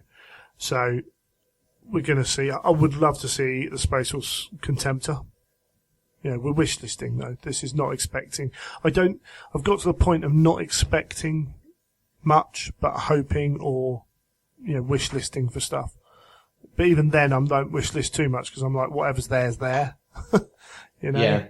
I think for me, I do think that we're going to see a fair bit of what's coming out. I think that will be some stuff maybe that's coming out of the new book. So maybe some sneak peeks of some special units for maybe the Wolves and for the Thousand Suns, things like that. So I think we'll probably see some of those. Well, the chances are the book's going to have photos of some of them as well. Well, yeah, but does it? The books don't generally go into the real model detail, do they? No, but they have photos. Like, if what we were led to believe that this was all supposed to be tied in with a big release of Prospero, then there's potential that they've had a few things already set up that they've put in the black and white photos. So you might even see some bits there, is what I mean. And I can see them having one unit of Space Wolves and one unit of Thousand Suns for sale. Yeah, I can see them having those out. I think the Tony, the usual Tony seminar of what's to come is always, it's always the best attended, yep. Isn't it? Seminar, surprisingly, but I think, I do think we'll see a fair bit there. I think last year there was a lot of people complaining they said they didn't see a lot, but as we said, we've only just caught up with what we saw, so. Well, I think we will see a similar amount to last year, but there might be one or two things which are not shown in full. Do you think we'll see something big? And I mean, like, do you remember the year when he said, who here would buy a Warlord Titan? Yeah. And then he was just, oh, interesting. And it was only then, a month or two later, it was like, big reveal, we've done a Warlord Titan. Do you think there's going to be... What would they release? What is there? We've got the Mastodon, we've got the Stormbird, we've got the Warlord, we've got the Porphyrion, right? I think they might have a little bit of a break on huge model. What I think we might see is alternate weapon loadouts for the Porphyrion. Yeah. Which would be quite cool. I think you're going to see some Custodes stuff. We might get a few of the work in progress, maybe of the upgrade kits, and maybe some jet bike, or at least concepts of jet bikes. It'll be interesting to think about, actually. I mean, the only thing I can think of that we know about, or would be a new Titan variant, but I don't think they'll be ready to work on that yet. I could be wrong. I could be well wrong. This is me, throwing stuff in the air. But we've had the Nemesis and some others announced, and with Adeptus Titanicus, maybe they've created something in a large scale and shrunk it down for that. So Yeah, maybe there is a new Titan. Oh, that's quite The thing cool, is, actually. the thing is, and this is really stupid because we're just completely guessing. But Oh, yeah. I do think that I would love to see something new and big. But you're right. They may just go down for a variant of, a different type of Stormbird or a different, new weapons for a knight or a new knight. Just like how they do love to adapt, don't they? And refresh these things, and we might see some more weapons for Deredeo or all that sort of stuff. Yeah, my feeling would be, like, if I was them, I'd leave a big thing, and I'd kind of, because they talked about knights and said not right at the moment, and the Mastodon was something that's put in. There are some of the Dark Angels vehicles from Angels of Caliban. They've got slightly different weapons layouts. Something like that maybe, but they're not massively huge. But a new Cerastus Knight, again, wouldn't be a surprise, because the chassis there. Yeah. It's almost just layout of weapons, isn't it? So, I mean, create who knows? a new head, create some new arms, and... Yeah, this is 3 weeks away, and I'm just going to go and enjoy it, whatever. Oh, yeah, it's not going to take away from my enjoyment whatsoever. No, too right. So, especially when I'll be locked in my hotel room painting furiously for 2 days. Loving it. Excellent stuff. Last question. Shropshire Gamer on Twitter. What are you most looking forward to this year, hobby-wise? So you is winning a sword, yeah? Yeah, the Slayer sword. Yeah, I'm looking forward to that. No worries. Yeah. No pressure. It's that's going to come back to haunt me, isn't it? I'm going to take that and just that one clip and send it to all the painters. Yeah. So what you looking forward to this year, hobby-wise? I'm looking forward. I didn't actually tell you this, but we did sort of briefly discuss privately that would we have hobby New Year resolutions, and mine was really to try and get to more events in 2017, because I felt as though in 2016 I did Heresy Weekender, and I did our event, but I didn't really do much else. I skipped out on Warhammer Fest, and so I want to try and get to all the major events in 2017, and for me that means trying to compete at least once in every Golden Demon. And every Golden Demon? Yeah, so have something for Classic in May, and then try and do the 2 mini demons at the end of the year. Okay, and you're coming to London Heresy? Yes, I am. Have I mentioned this on the cast? I've got 2 dates for events later in the year. One large event, one small event. Mm-hmm. So there's those. I won't say too much about them yet because they need confirmation. Although they are 99% there. Okay, would you go to a GW gaming event? Yeah, I want to try and get to one of the Heresy gaming events if I can. Okay, cool. And this would be getting your Alpha Legion ready for that, would it? Or my Night Lords? Yes. Night Lords. Yeah, apologies. Yeah, I will. Yeah, that's ideally that would be the plan. Okay, cool. Get the Night Lords done. Try and get to some more events. I think that it's very easy to say no to events. I think it's a lot harder to make the commitment.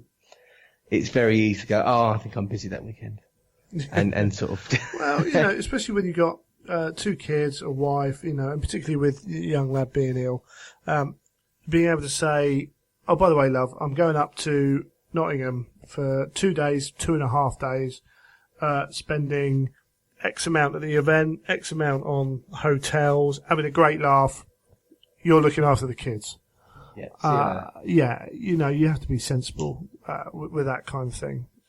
So, my long-suffering wife, as she is. Bless. In fact, it was quite funny because we have a notes, don't we, Greg, for the podcast, and I brought the notes up on our computer that sits on our breakfast bar. So I was scrolling through, and then she was looking at the questions at the bottom. Right. And on the question of how does Neil have the patience to do paint like he does, my wife saw that and said, "You do that because I allow you to, and you have a wonderful wife." Good point, well put. Yeah. And I went, yes, dear. Absolutely.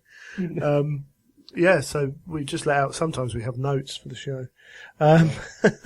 So for me, most looking forward to hobby-wise, specialist games. Adeptus Titanicus I think will be cool.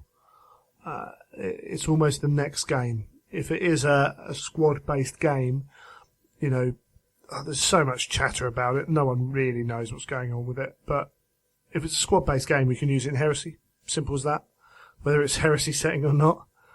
And that would be awesome, in my opinion. I've got Adepticon in end of March. That's going to be totally awesome. Can't wait, both for Age of Sigmar and for Heresy, kind of meeting up with people and whatever, seeing people I haven't seen for a few years. Always love kind of going abroad and doing that. Don't do it very often, money-wise and all those things. Running the events, do enjoy that, and going to the events. I don't think there's anything specific. I think it's, apart from those bits, I've run my events before and I love running them. I want to make them better, bringing on people hopefully to help with that. I say Adepticon is pretty special because of what it is. Playing more Heresy,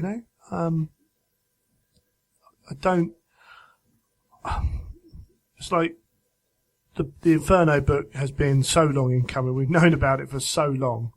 It's like, yeah, well, it's coming, I mean, I am really looking forward to it. I want to devour it. But it's kind of become this thing that's just like, oh yeah, get on with it now. But there's, I was on the chat for the 40k live game the other night, and someone saw me on there and said, oh yeah, they should get you out there and play Heresy. And I'm like, well, no good talking to me about it. You need to talk to these guys about getting Heresy on the feed. And Rob is a Heresy fan. Rob, who's one of the main guys presenter on there. So he was talking about getting Heresy up on the feed, which would be really cool. Giving it a bit more kind of normalized kind of, I can't think of the right word, exposure. That's the right word, because, a lot more people are discovering it through Prospero and whatever. And yeah, having like two awesome looking Heresy armies on the table on the TV through Warhammer Community is only going to do amazing things for it. Oh, definitely, yeah. I think it'll be great for it. One thing I might look at doing is, it almost feels a bit egotistical to do it, but I said something earlier on the show about possibly writing an article for Warhammer Community and seeing if I can do it, because I'm not very good. And so it takes me ages to write those kind of things. But maybe trying to get involved with that, maybe trying to look at getting them to come to cover an event. I mean, that would be amazing if I could get them for the event later in the year to get some form of coverage from GW would be awesome. But who knows? That's, it's a long way off, and they've got to be free to do it, and you've got to hit their requirements and everything else as well. So yeah, there's loads of cool stuff that I don't think much of it really stands out. It's just cool hobbying stuff. Paper Space. 2017 could be quite a good year, I think, for hobby. Yes, yeah. It's I keep hearing 2017 is the year of Heresy, and I'm sure everyone said that about 2016 as well. It's definitely going to be a year for 40k. They've got massive things going on. We might see a new edition this year, which is a really interesting thing, and how Forge World deal with that, if they deal with it, if they're not just told to accept 40k in whatever edition it's in. So yeah, there's going to be loads of stuff. It's going to be non-stop. This is the world we live in. I say in the chat with Michael that I want to get away from talking about the old GW the way they used to, you still see it now. Oh yeah, GW, isn't it great? They've changed. It's like, well, yeah, they've changed. Let's move on. Right? Yeah. This is how GW work. Let's look to the future and kind of help and influence, and it can still grow, absolutely. But, this is the world we're living in now, so let's drive with that rather than looking backwards. So what we can do now is give it like sort of 10 years, and then when, you're talking to some new person that's been in the hobby for like 5 years, you can say, well, back in my day, when Games Workshop was around. Oh, don't. Yeah. Someone called me, oh, that's right. I finally joined the Freebooters forum, for After Illinois, because that's being hosted on the Freebooters network now. And, introduced myself on that. And someone said, oh, Warhammer, Horus Heresy royalties here now. I was like, really? Oh, they don't see me when I'm recording this stuff in my hovel. But yeah, bless them. Very kind. Maybe they're referring to my palatial palace that I recorded. Maybe. You can hear it echoing round. Yeah. Okay, I think we're done with this. So we'll come back after the music and chat with Michael.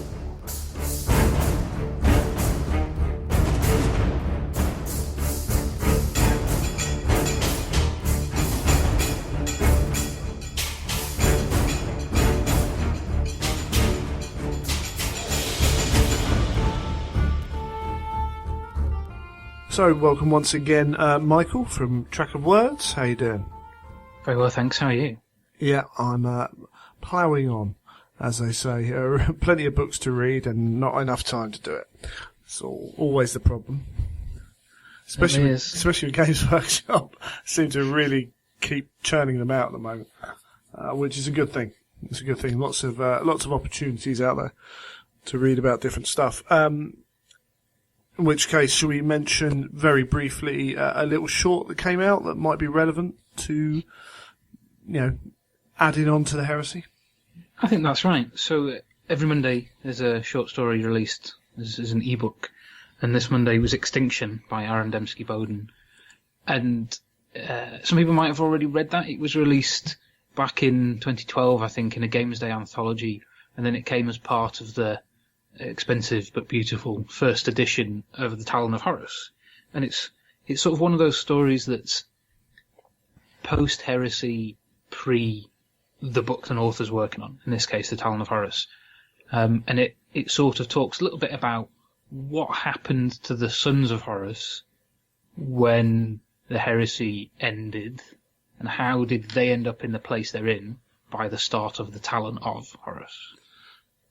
Cool, yeah, that's, I picked up the Talon of Horus on ebook, much after the fever for that for first edition disappeared. I knew that was going to sell very quick. But I must admit, the Talon of Horus, for those who haven't read it, is, not only is it fantastic, but it's so close to the end of the heresy, by nature of what it is, that I think it's almost heresy reading in itself. Absolutely. I mean, it's the logical next step, isn't it? People talk about the scouring and all this sort of stuff, so I'm sure there's a lot of content to come out when the Heresy series finishes.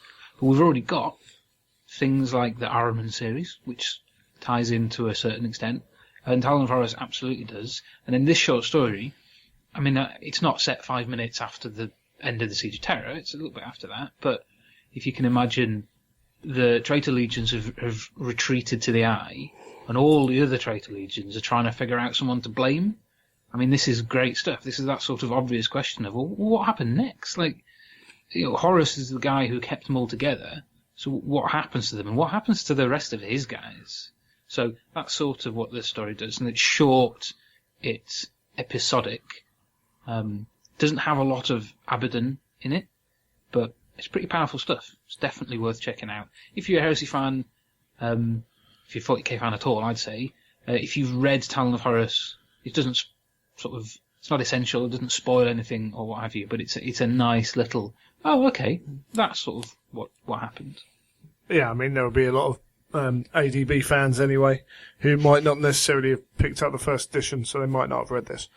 Absolutely. And I mean, it's been available to a certain extent for a long time. If you think it first hit some readers like me in 2012, I mean, that's 4 and a bit years. Blimey, it's 2012. So it's quite a wait, and but it's worth it. And if you have read Talon, if you haven't read Talon, I wouldn't say it matters. If you like his stuff, check it out. It's £2 or whatever. It's worth a look. Yeah, definitely. And this whole kind of section we've done, we've already kind of talked about non-heresy stuff. I think, although the the show itself is a heresy show, there is enough to talk about within the hobby that doesn't have to specifically be heresy, whether that's generic gaming issues or delving into other stuff that GW do, that I think the show is going to encapsulate a lot more of that, whilst being very heresy focused. So we are going to pick up on this, what we're talking about now when we go into the book we've chosen a little bit later on, is going to do just that as well. Yeah. So I think there's plenty of scope for that. And a few people messaged me to say they really like this little segment. So that's cool. As far as I'm concerned, that's good. Pleased to hear it. Yeah. Was there anything else we were going to chat about before moving on? Well, I think Extinction's the only real major release. There was the 12 Days of Christmas little campaign. Happened between Christmas Day and 12th night. Yeah. There was not a lot of heresy content. There was nothing new. It was bundles. It was discounts on existing products. Yeah, you say there was nothing new, but there were discounts on products that you wouldn't normally have seen discounted. Yeah, absolutely. I mean, there were discounts on things like the nice limited edition hardbacks. I think there were some interesting choices in there, because for the physical books, things like those hardbacks, the discounts were really good. The same for, if you like the art prints, the discounts were amazing, especially the last day where you got them for half price. But the catch is you had to buy them in bulk. So the limited editions, one of them was 2 of the Space Marine Legend stories, and that's cool. They worked out at 20 quid each, but you had to buy 2 of them. And the Realm Gate Wars for Age of Sigmar, you got them for £15 each. That's a really good price, but you had to buy 10. So it's a little bit of give with one hand and take with the other. If you're a big fan of that sort of stuff, if you haven't already got them, and if you've got a fair bit of ready money, awesome. I liked the idea. I didn't find myself tempted to go for any of the offers, personally. Yeah, but I mean, you're someone who's going to be on top of the release schedule anyway. Absolutely. So it's in some ways it's frustrating that you, like me, particularly when it comes to the heresy, I'm on top of it, so you can't take advantage of these offers. But then that's the way business has always worked, doesn't it? So absolutely, and that's no real criticism. No. I was a big fan of the ebook bundles they did, some of which you can still get hold of. And to be fair with those, even if you've got a couple of them, some of these were really good discounts and absolutely worth getting hold of. Especially things like there was a Mechanicum one which had 11 stories in it. Like, there's so much reading in there for about £25. Definitely worth a shot. Yeah, absolutely right. And, it might be GW trying to free some space up from some old stock, getting ready for a new year. Again, who cares? That's business. That's a decent business practice. Make the most of it if you're on the other end of it, because that's what they're going to be doing. The GW seem to be producing a lot more content, whether it's miniatures, rule books, or novels, than they have done in quite a while. So they've only got so much space in Nottingham and the various other little bits and pieces they got dotted around the city. So that's cool. And you wrote an interesting piece about paperbacks, which I thought was quite funny how it worked out. So I do these weekly reviews at sort of a bit of a roundup for someone who isn't as much of a obsessive as I am of keeping track of what's been going on. And over the last few weeks, I was sort of looking back, thinking, you know what? There's been loads of cool books coming out that they've already had hardbacks and coming out in paperback. And to me, that's awesome, because that's fulfilling the requirements of a certain part of the market. People who sensibly don't want to pay 20 quid for a book. But there was no song and dance. There was no fanfare around these books coming out. And some of these are really big books. We've talked about The Talon of Horrors. That's an amazing book that sold, I assume, very well. And that got literally no publicity for the paperback. So I just thought that was a really interesting question of why is that the case. And I did a post, had some responses on the internet, realised that maybe I wasn't as clear as I could have been. We sort of chatted it round a bit. And I think, it seems to have provoked some conversation.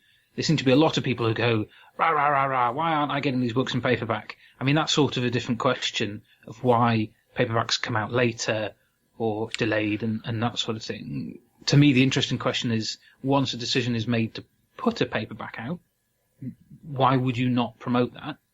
And then lo and behold, the day after, what did we see on the Black Library website? But a little section for new in paperback, which produced a chuckle or two, I have to say.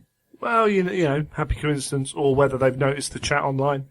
I mean, who cares really? They're doing it, which is good. Definitely. I think it's great to see. I'd like to see more of that. I can't think it would really cost them much in time or the cost of emails and Facebook posts and this sort of thing. They'll have to write that down somewhere for retailers or for for magazines who are promoting this stuff, things like that. So it's all be catalogued somewhere. So it's just a case of taking that list and putting it online with a little bit of blurb.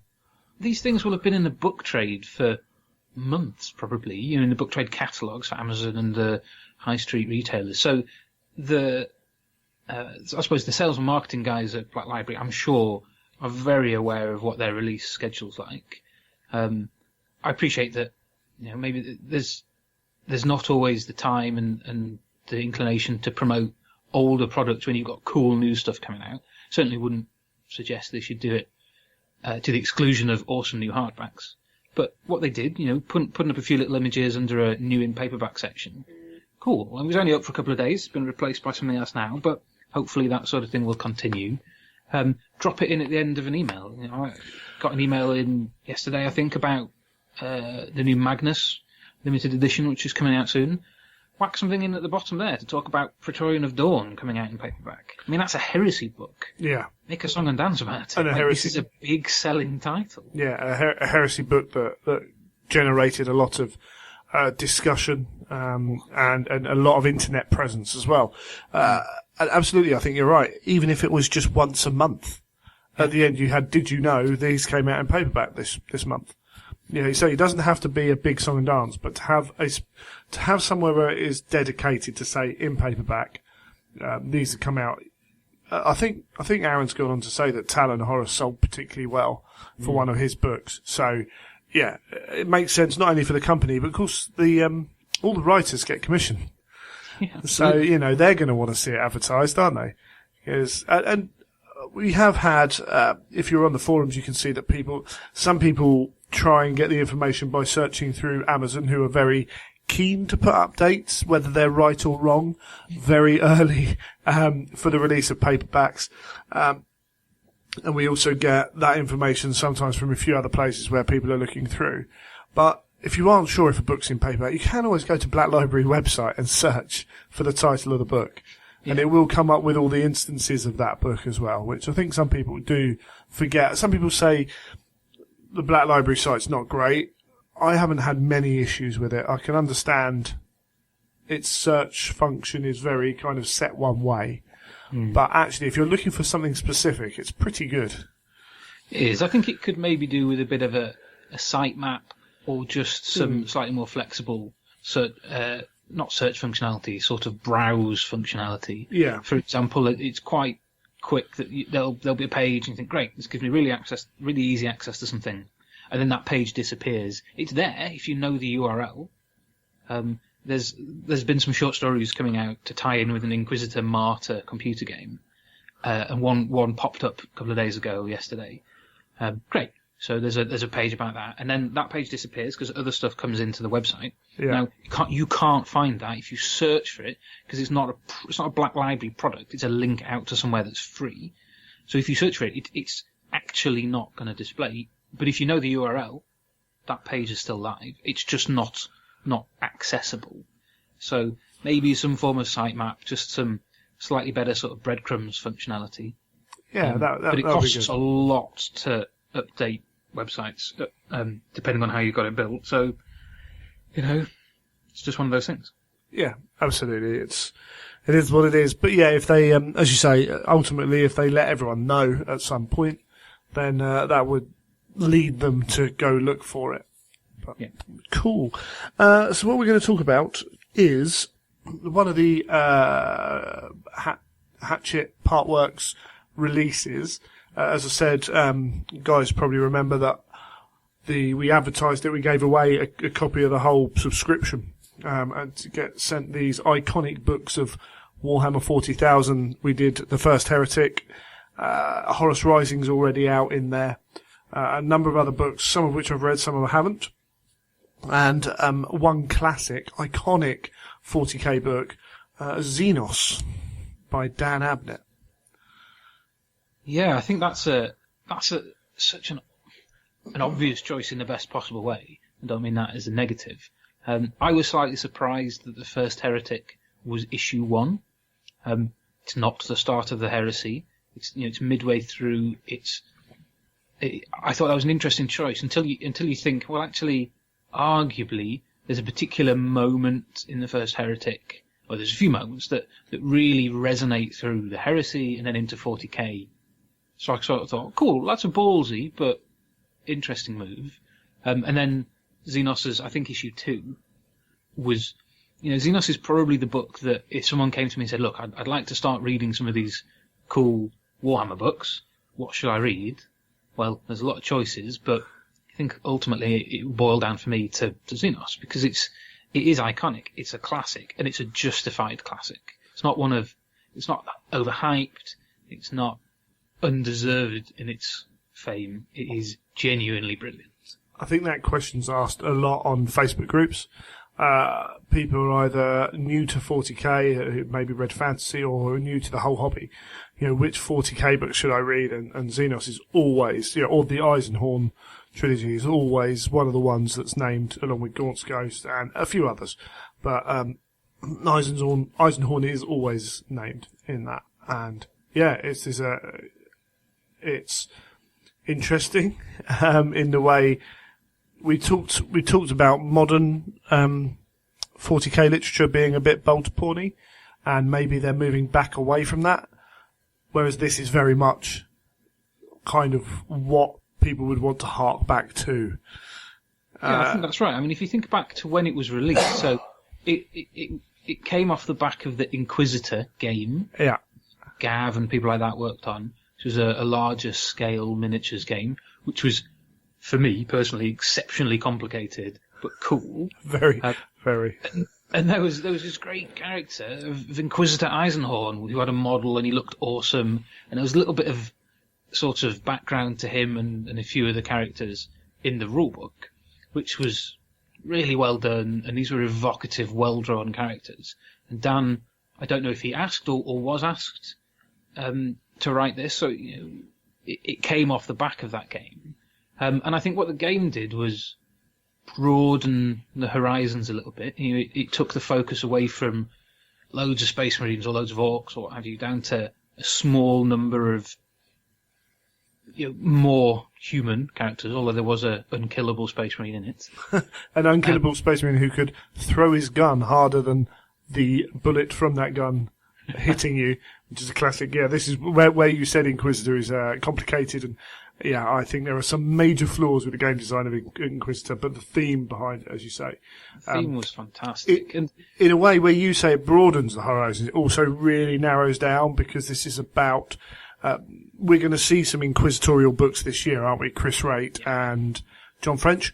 And they're very much following the background of Inquisitor, which was these different groups of Inquisitors and their feelings about how the war against chaos should be done.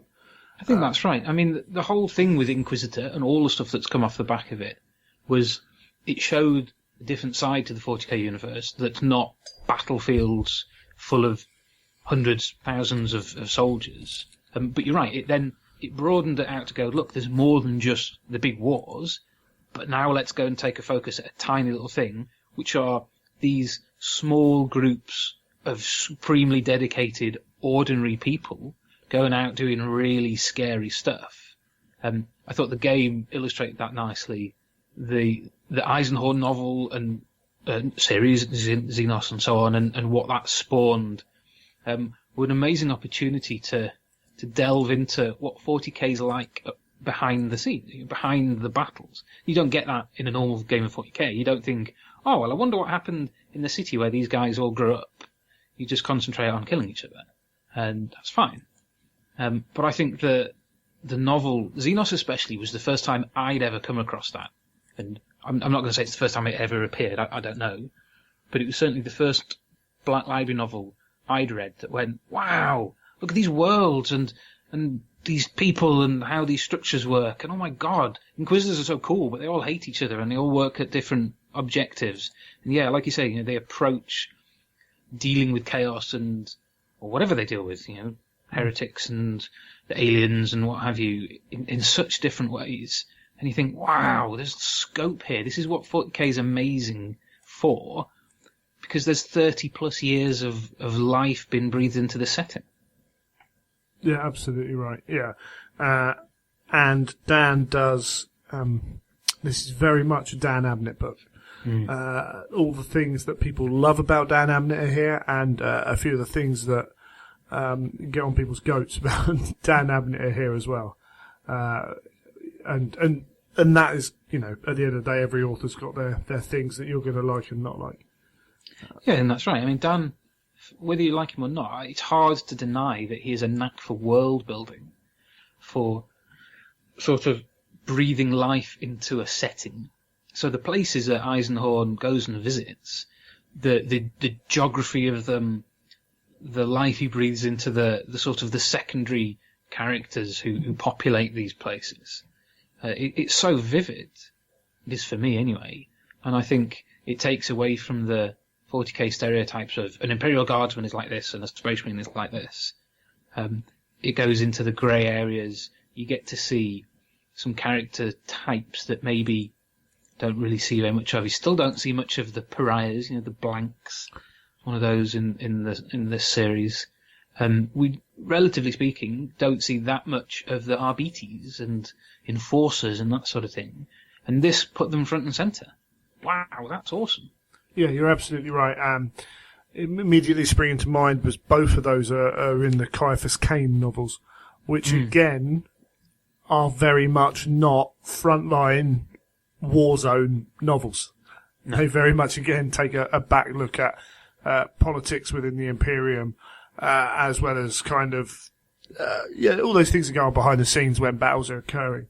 But yeah, it's refreshing. It's where you can see, they're building their online 40k game, aren't they? And they've got games of Inquisitor coming out, and you can see why they've chosen where to go with these, because they are so, the universe is so deep, and this kind of format where it's Eisenhorn with a few of his cronies, basically his little team, get to explore it in a way that you can't when you're writing about Space Marines. No, absolutely. I mean, there's a running joke when you talk to the editors about people pitching stories of, I want to pitch my Space Marine detective story. I mean, that's not what Space Marines do. They don't need to be an Inquisitor. They don't need to go and do these investigations because they have bolt guns and chainswords. I mean, that's what they're for. Eisenhorn, very differently, if he tried to bull down the centre of a battlefield, it would not last very long. And that's cool. People will want different things. That's also cool. For me, Xenos is a detective story with the wrapper of 40k, and there's Xenos in there, obviously. There's all sorts of bad guys. There's all sorts of interesting things going on that are very 40k. That are, by which I mean, they're dark and they fit in with the ethos of the 41st millennium, without being bolt guns flying and, bolter porn, whatever you want to call it. It is a detective story. So I think that's part of why people talk about it as a good one for someone who's new to the hobby. The Gaunt's Ghosts, absolutely. But they're very much war stories. And that's, one part of what Black Library can do. The other part is other genres set to the backdrop of 40k or Warhammer. And sometimes they're the most interesting ones because you really focus more on the story than the battles. Yeah, it's really interesting, actually. You're right. Within 40k is a setting. It is not a story. This has been discussed many times. And because it's not a story, because it's a setting, you can go in and you can have the war story. You can have the detective story. You can have the almost the comedic farce of Cain. And, if you wanted to, like as ADB has often said, he wanted to write that romantic novel with the Eldar. You know, you could. Black Library won't do it, but you could. Really weirdly, I've just been listening to people talk about Star Wars, the people who are making the new Star Wars films, and the non-sequent Star Wars, so Rogue One and the Han Solo prequel and all that. What they're looking to do with those films that aren't sequenced are to take a genre and make a Star Wars film in that genre. And why not? I mean, who doesn't want to see that? Exactly. So Rogue One was their massive war film. You know, they're getting guys together to create a team and all that. And then Han Solo might be their adventure one. And you could do that. And it wasn't until they started talking about that, it was like, oh, yeah, it works so well in 40K as well. And this is a prime example of that. I think that's right. And it's interesting that it's getting a bit of love these days from Black Library. So you mentioned before there was the computer game was it called Xenos or Eisenhorn? I can't remember what the game was called. I think it was called Eisenhorn, but they've got there's also Inquisitor Martyr. Yeah. So that stuff's coming out. It wasn't that long ago that we saw the audio book for the first time of Xenos. We've recently, only a couple of weeks ago, there was the audio book of, is it Malleus? The next one? I believe, yeah. The second in the series. Yeah. So long since I read it. We'll say yes. You know, with cool new covers on the audiobooks and this sort of thing, it's like, oh, this is interesting. So there's been a period of time, there's been a couple of years that we're sort of coming out of. Well, I think it's safe to say, and people may debate this and disagree with me, but I think it's safe to say that the adventurousness of Black Library dipped a little bit. It became safer to write Space Marine Battles books, books which focused on that over this sort of novel. I mean, that's just a fact, really. Yeah, that's not just Black Library, that's GW. You know, that's right. This has almost been done to death over these years, and kind of in 2017, I kind of want to move on from it, and in a weird way. But you are right. They had it was a period of consolidation, for right or wrong. It was a period of consolidation. We are now in this period of expansion and growth, and I think one thing they have done, you look at Blood Bowl, you look at Adeptus Titanicus, they've gone, what did sell? What did people want? And if they wanted it then, the chances are not only they will want it again 10 years later when they're veterans, but the new guys will want it as well. That's absolutely right. And I think we're seeing really clear signs. So you talked before about new Inquisitor novels from John and Chris. I mean, they're not up for pre-sale yet, but they've been talked about, they've been posted about, various blogs, mine included, on the Warhammer community site. We've seen covers, we know they're coming. And they sound, you know, all we've had is brief synopses, but they sound like they're going to hark back to your Eisenhorn stuff. Arguably, hark back to the real old school stuff, the Inquisition War by Ian Watson, which were dark, very dark, but wonderful stories. Again, that do something slightly different. And I think Chris's Vaults of Terror and John's the Harusian Wars. I mean, the Harusian Wars is going to tie in very closely to the old Inquisitor. It has characters from the Inquisitor rulebook in it. That's going to be very old school, I think.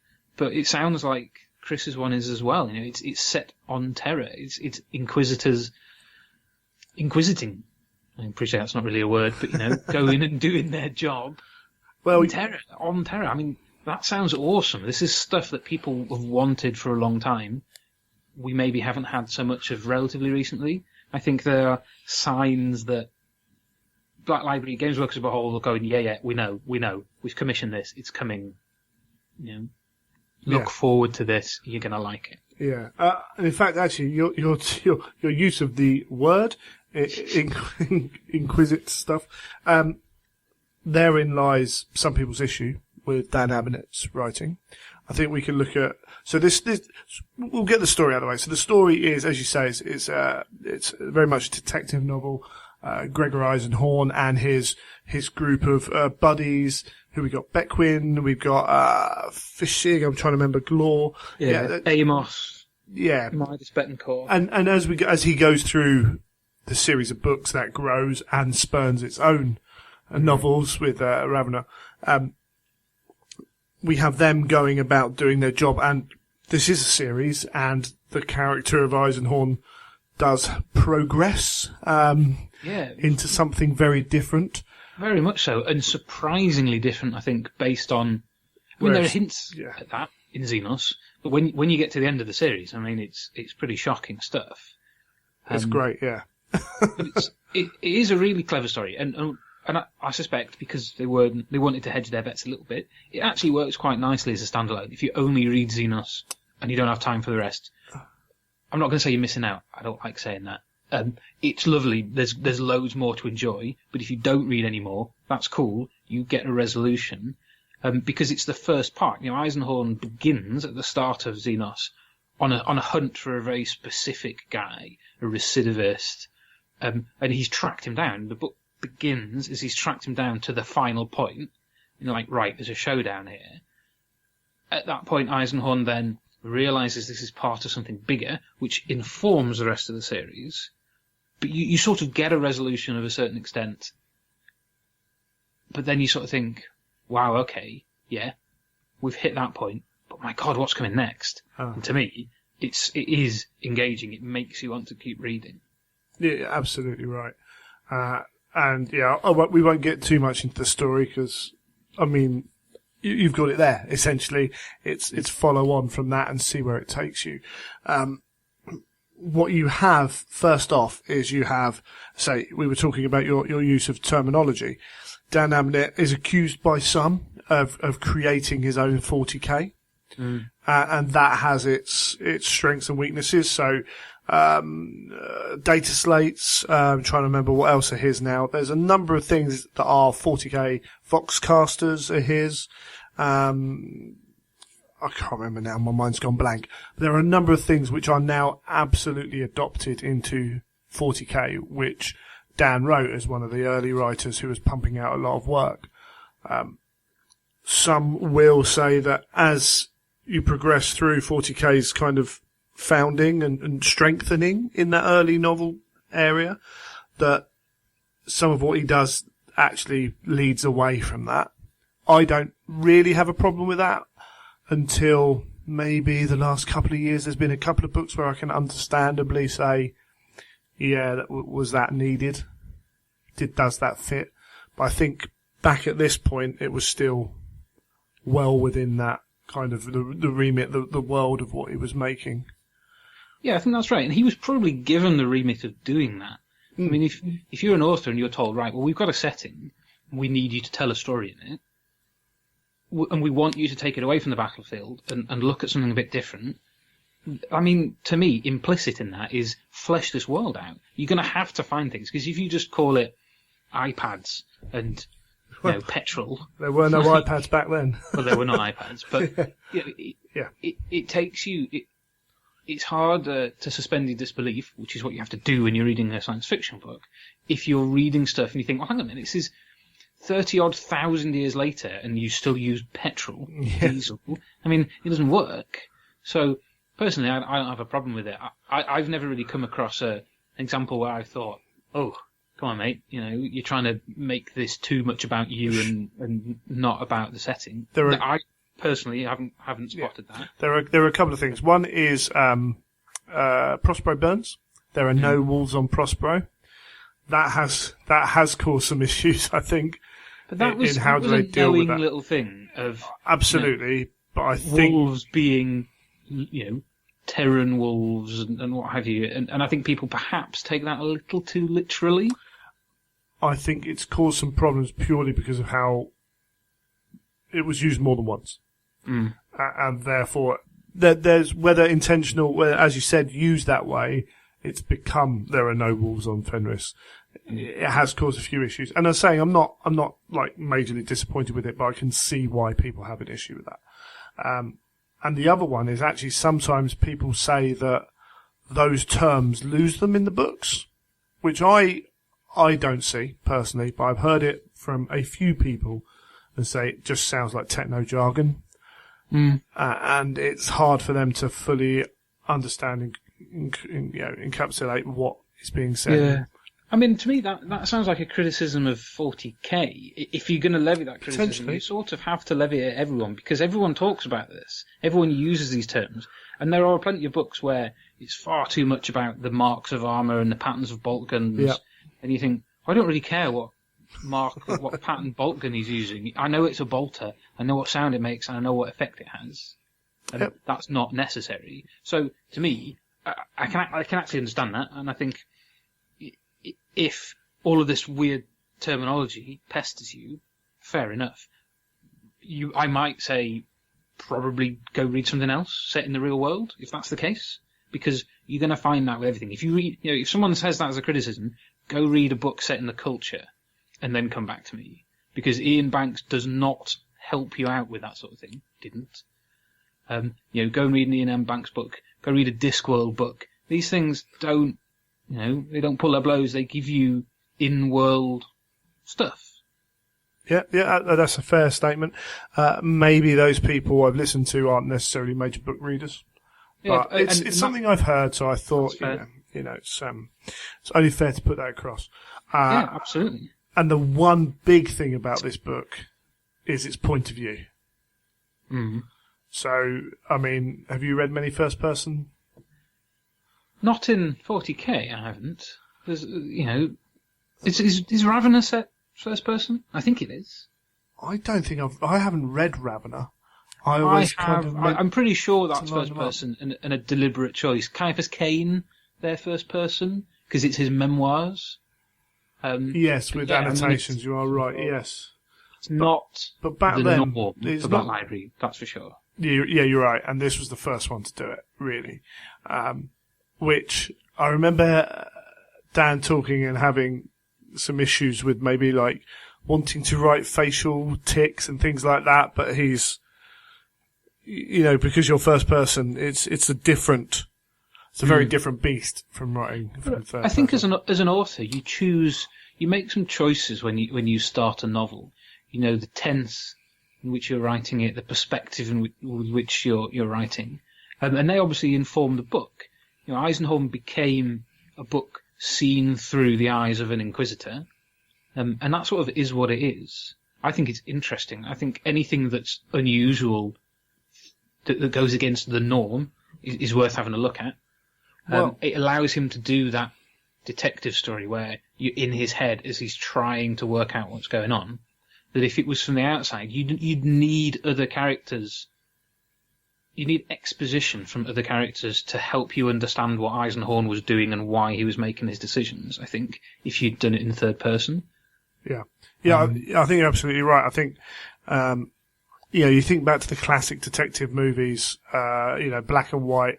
It was a cold winter day when she knocked on my door. All that kind of stuff. It fits.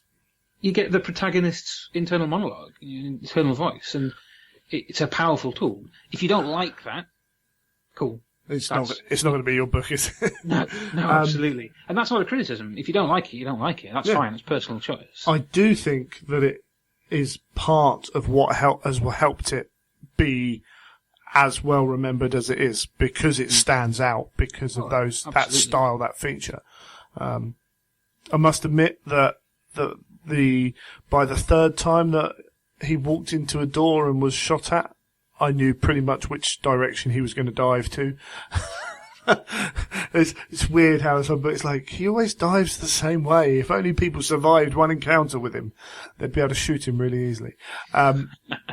But yeah, it's a really interesting book, Xenos. As you say, it's kind of it throws you in deep into what is 40k, but you're not lost in that. I mean, and Dan regularly will throw you into the action, but you're not, I personally, I don't think 90% of readers or more will be lost wondering what's going on or where am I, how does this work?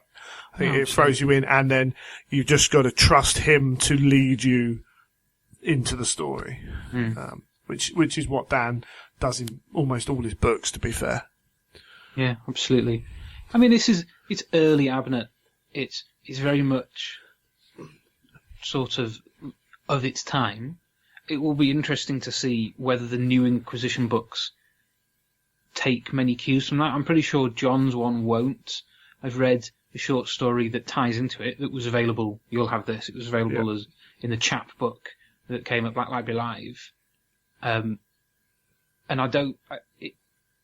Sorry, that's Chris's one. That feels sort of vaguely similar. The short stories. Sorry, I'm getting myself muddled. The short stories from John's ones that have been out as e-shorts on the Black Library website have not felt like homages to Eisenhorn or anything like that. I think he's going to try and be his own style as usual. Yeah, I think that's the right decision. Yeah, absolutely.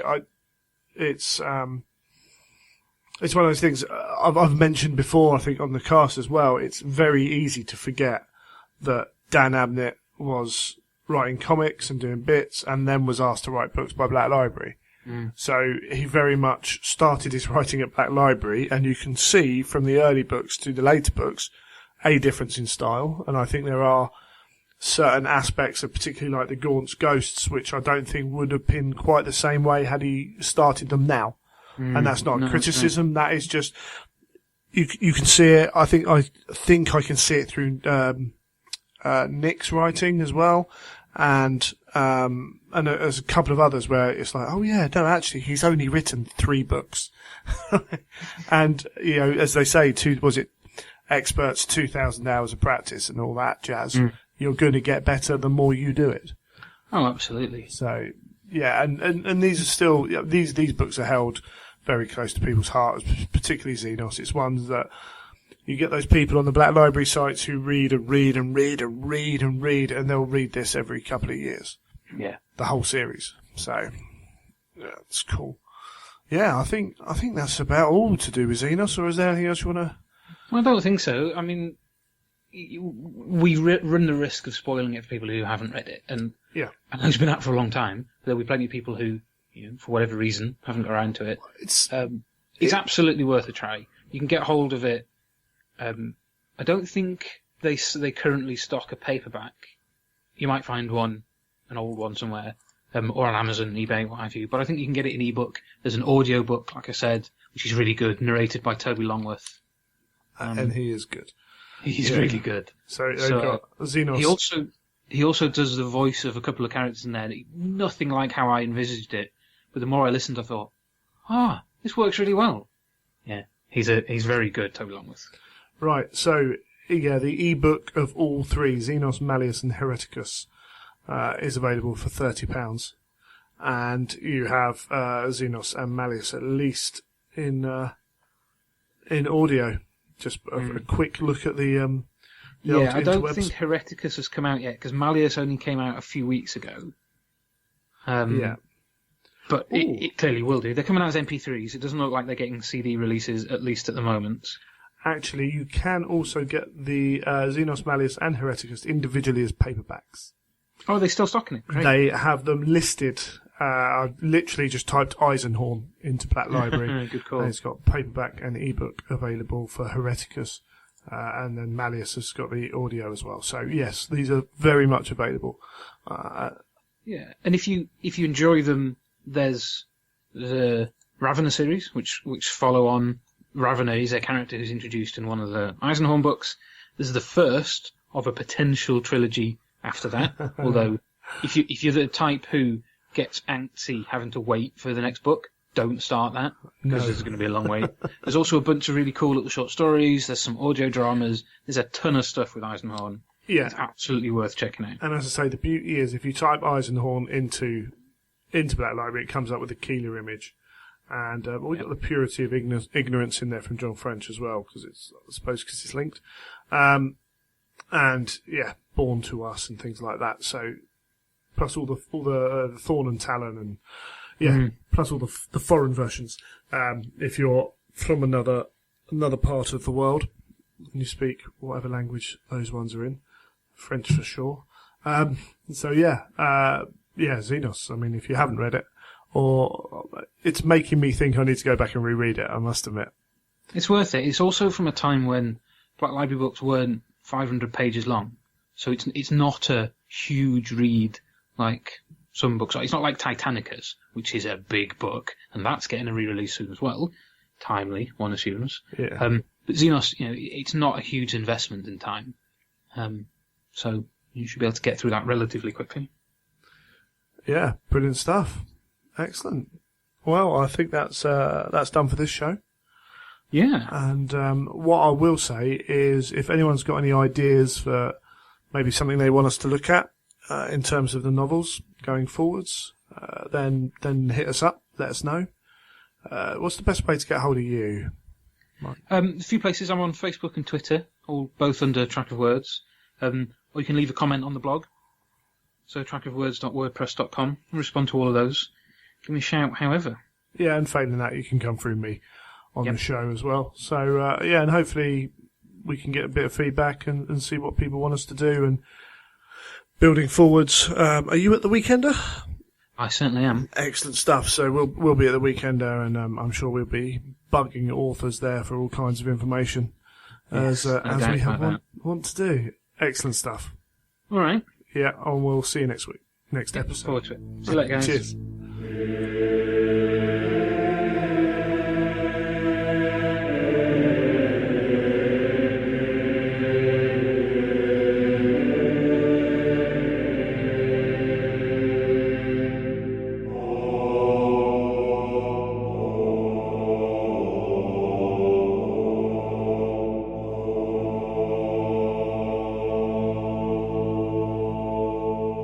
And thank you for listening to another episode of The Imperial Truth. As usual, if you've got any feedback, it's all welcome, as Neil shifts around on his chair as we record. I just thought that as I thought, I'm sitting up now, it's going to make a noise. Had a good Christmas there, Neil? Yes. Brilliant stuff. We're trying different things with the show, so let us know if you think they went all right or not, or you were bored silly by them. I've sent all the winner of the charity raffle, got their prize, which is cool. So we're going to look at doing the next one, and the next one is going to be special, isn't it, Neil? Very special. So you have, we're going to do two prizes. Second prize, so the lesser prize. You will remember that we purchased the summoning model, the Psyker with the demon, and we were going to paint it up to give away on the show, and we decided to keep it back for the purposes of raising money for charity. So that is going to be the second prize, painted as the winner wishes. Is that correct, Neil? That is correct. So the winner will just need to email and say, I want it painted in this Legion, and if there was if they've got it, that they want it in a particular, use particular colours or whatever, then just let me know, and I'll get it done to those. Awesome. So that's the second prize. So what is the first prize?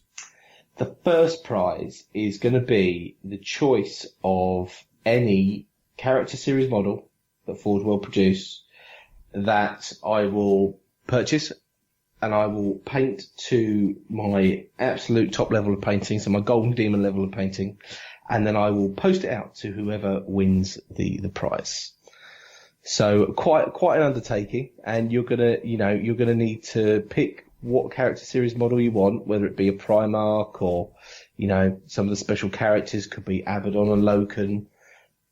And then you're going to have to give me a bit of a brief, because if it was a Primarch, did you want it in non-metallic metals? Did you want it in true metals? Did you have any particular colours in mind? Did you have any ideas for the base? All of these sort of things. And then I will beaver away and get that done. For I'll probably look to try and get it done around a competition time. So I'd probably beaver away at it. So if it was, say, if we choose the winner in time, I'll try and get it done for the classic Golden Demon in May and get it sent out shortly after. Oh, blimey. Okay. So we're going to leave this one. What we're going to do is we're going to announce this one after the episode after the Heresy Weekender, which is the middle of February. So I will put the exact dates up of when money needs to be in by, because recording times and all that jazz, and that gives Neil a little bit of a break after the Heresy Weekender to chill out before starting on these projects. and that's pretty awesome. So it might take. So and let everyone know that if there's anyone that you think's after, fancies, the charity raffle, maybe wants to give a bit of money to charity, and obviously, I personally think it's a pretty good prize. Hopefully, we could raise a lot of money for charity. Yeah, some people rate Neil's painting. Some people do. And what I'll do again is I'll put all the details on the website, and then put links up to the website from Facebook and Twitter and all those things. And then, as you say, share it, let people know. All the money raised will be going to Evelina, so it will be posted out, at cost of the show. And I might even try and give Neil some money back for buying it out of his own pocket as well. So we can, you can get, so basically, so we're not taking any money away from the charity. And the poster made £127, so that's not a huge amount of money, really. If you want to enter a fiver for the two chances of winning, a custom painted model, that ain't bad. Ain't bad at all. So let everyone know. And it'll be we're going to run it the similar method to last time, which is sending money into Greg's PayPal. Yeah. So that will be every pound sent in will be a ticket in the hat, effectively. Yeah, every £4 sent in. So yeah, and as I say, I'll write all that down and put it in a post, and you can and I'll get that up. Hopefully, it'll be up the day this podcast is released. If not, it'll be a day after, and we can start raising some more money. Which will be really awesome. The only good thing as well is every time you listen to a show, no doubt Greg will be telling me where am I up to with it and how much of it have I done. Good point. Absolutely. I'll try and find out which character he hates painting the most. Yeah, please be nice if you will and pick something cool. Excellent. Brilliant. Well, I don't think there's a huge amount more to say at the end of the show. Obviously, we're getting closer to the Weekender now. There should be a show out just previous to the Weekender. It's always typically bad timing. So I will say that if you see us there, if you are at the Weekender, come say hi. If you're at Games Workshop on the Friday, we both should be there, hopefully, God willing. So come and say hi there as well. It's always good to chat. Fingers crossed we can have some T-shirts on to identify ourselves, which will always help. But, I mean, yeah. We'll post some photos as well on the day for those who aren't 100% sure what we look like. You'll find me. I'll be standing by all the golden dim cabinets. Yeah, and I'll be. You'll probably be able to hear us anyway. So it's all good fun. Yeah, can't miss your booming voice at the Heresy Weekend. Booming voice, moi? No, not at all. You must have me mistaken. If you do have any other feedback on the show, you can get hold of me at greg@theimperialtruth.com. And you can get hold of me at neil@theimperialtruth.com. And if you want to keep an eye on Neil's work, try at Neil Paints on Twitter, Neil Paints on Instagram, wherever else he appears, Neil Paints. I'm Neil Paints on Facebook, but I have nothing on there, and it's quite funny. I do get the odd friend request come through, and I think, yeah, I'll friend you, but I've got nothing on my profile at all. No, absolutely. So, yeah, we'll what we'll do is when we get those commissions, as it were, coming in for the charity thing, we'll make sure Neil's posting up semi-regular process on those as well, so people can see what's going on. This is going to take some time. Do not be expecting to get your model in a few weeks. Yeah, it won't be we announce the winner and 2 weeks later it arrives on your door. It's going to probably take me best part of 2 or 3 months to get it done. Yeah, so, appreciate that, but we will be posting stuff up on the Instagrams and the Twitters, and I'm on there on Twitter at Child of Fang, and I am on Instagram. Not done a lot with it, again, keep saying I will. I'm going on there more, just not posting pictures more.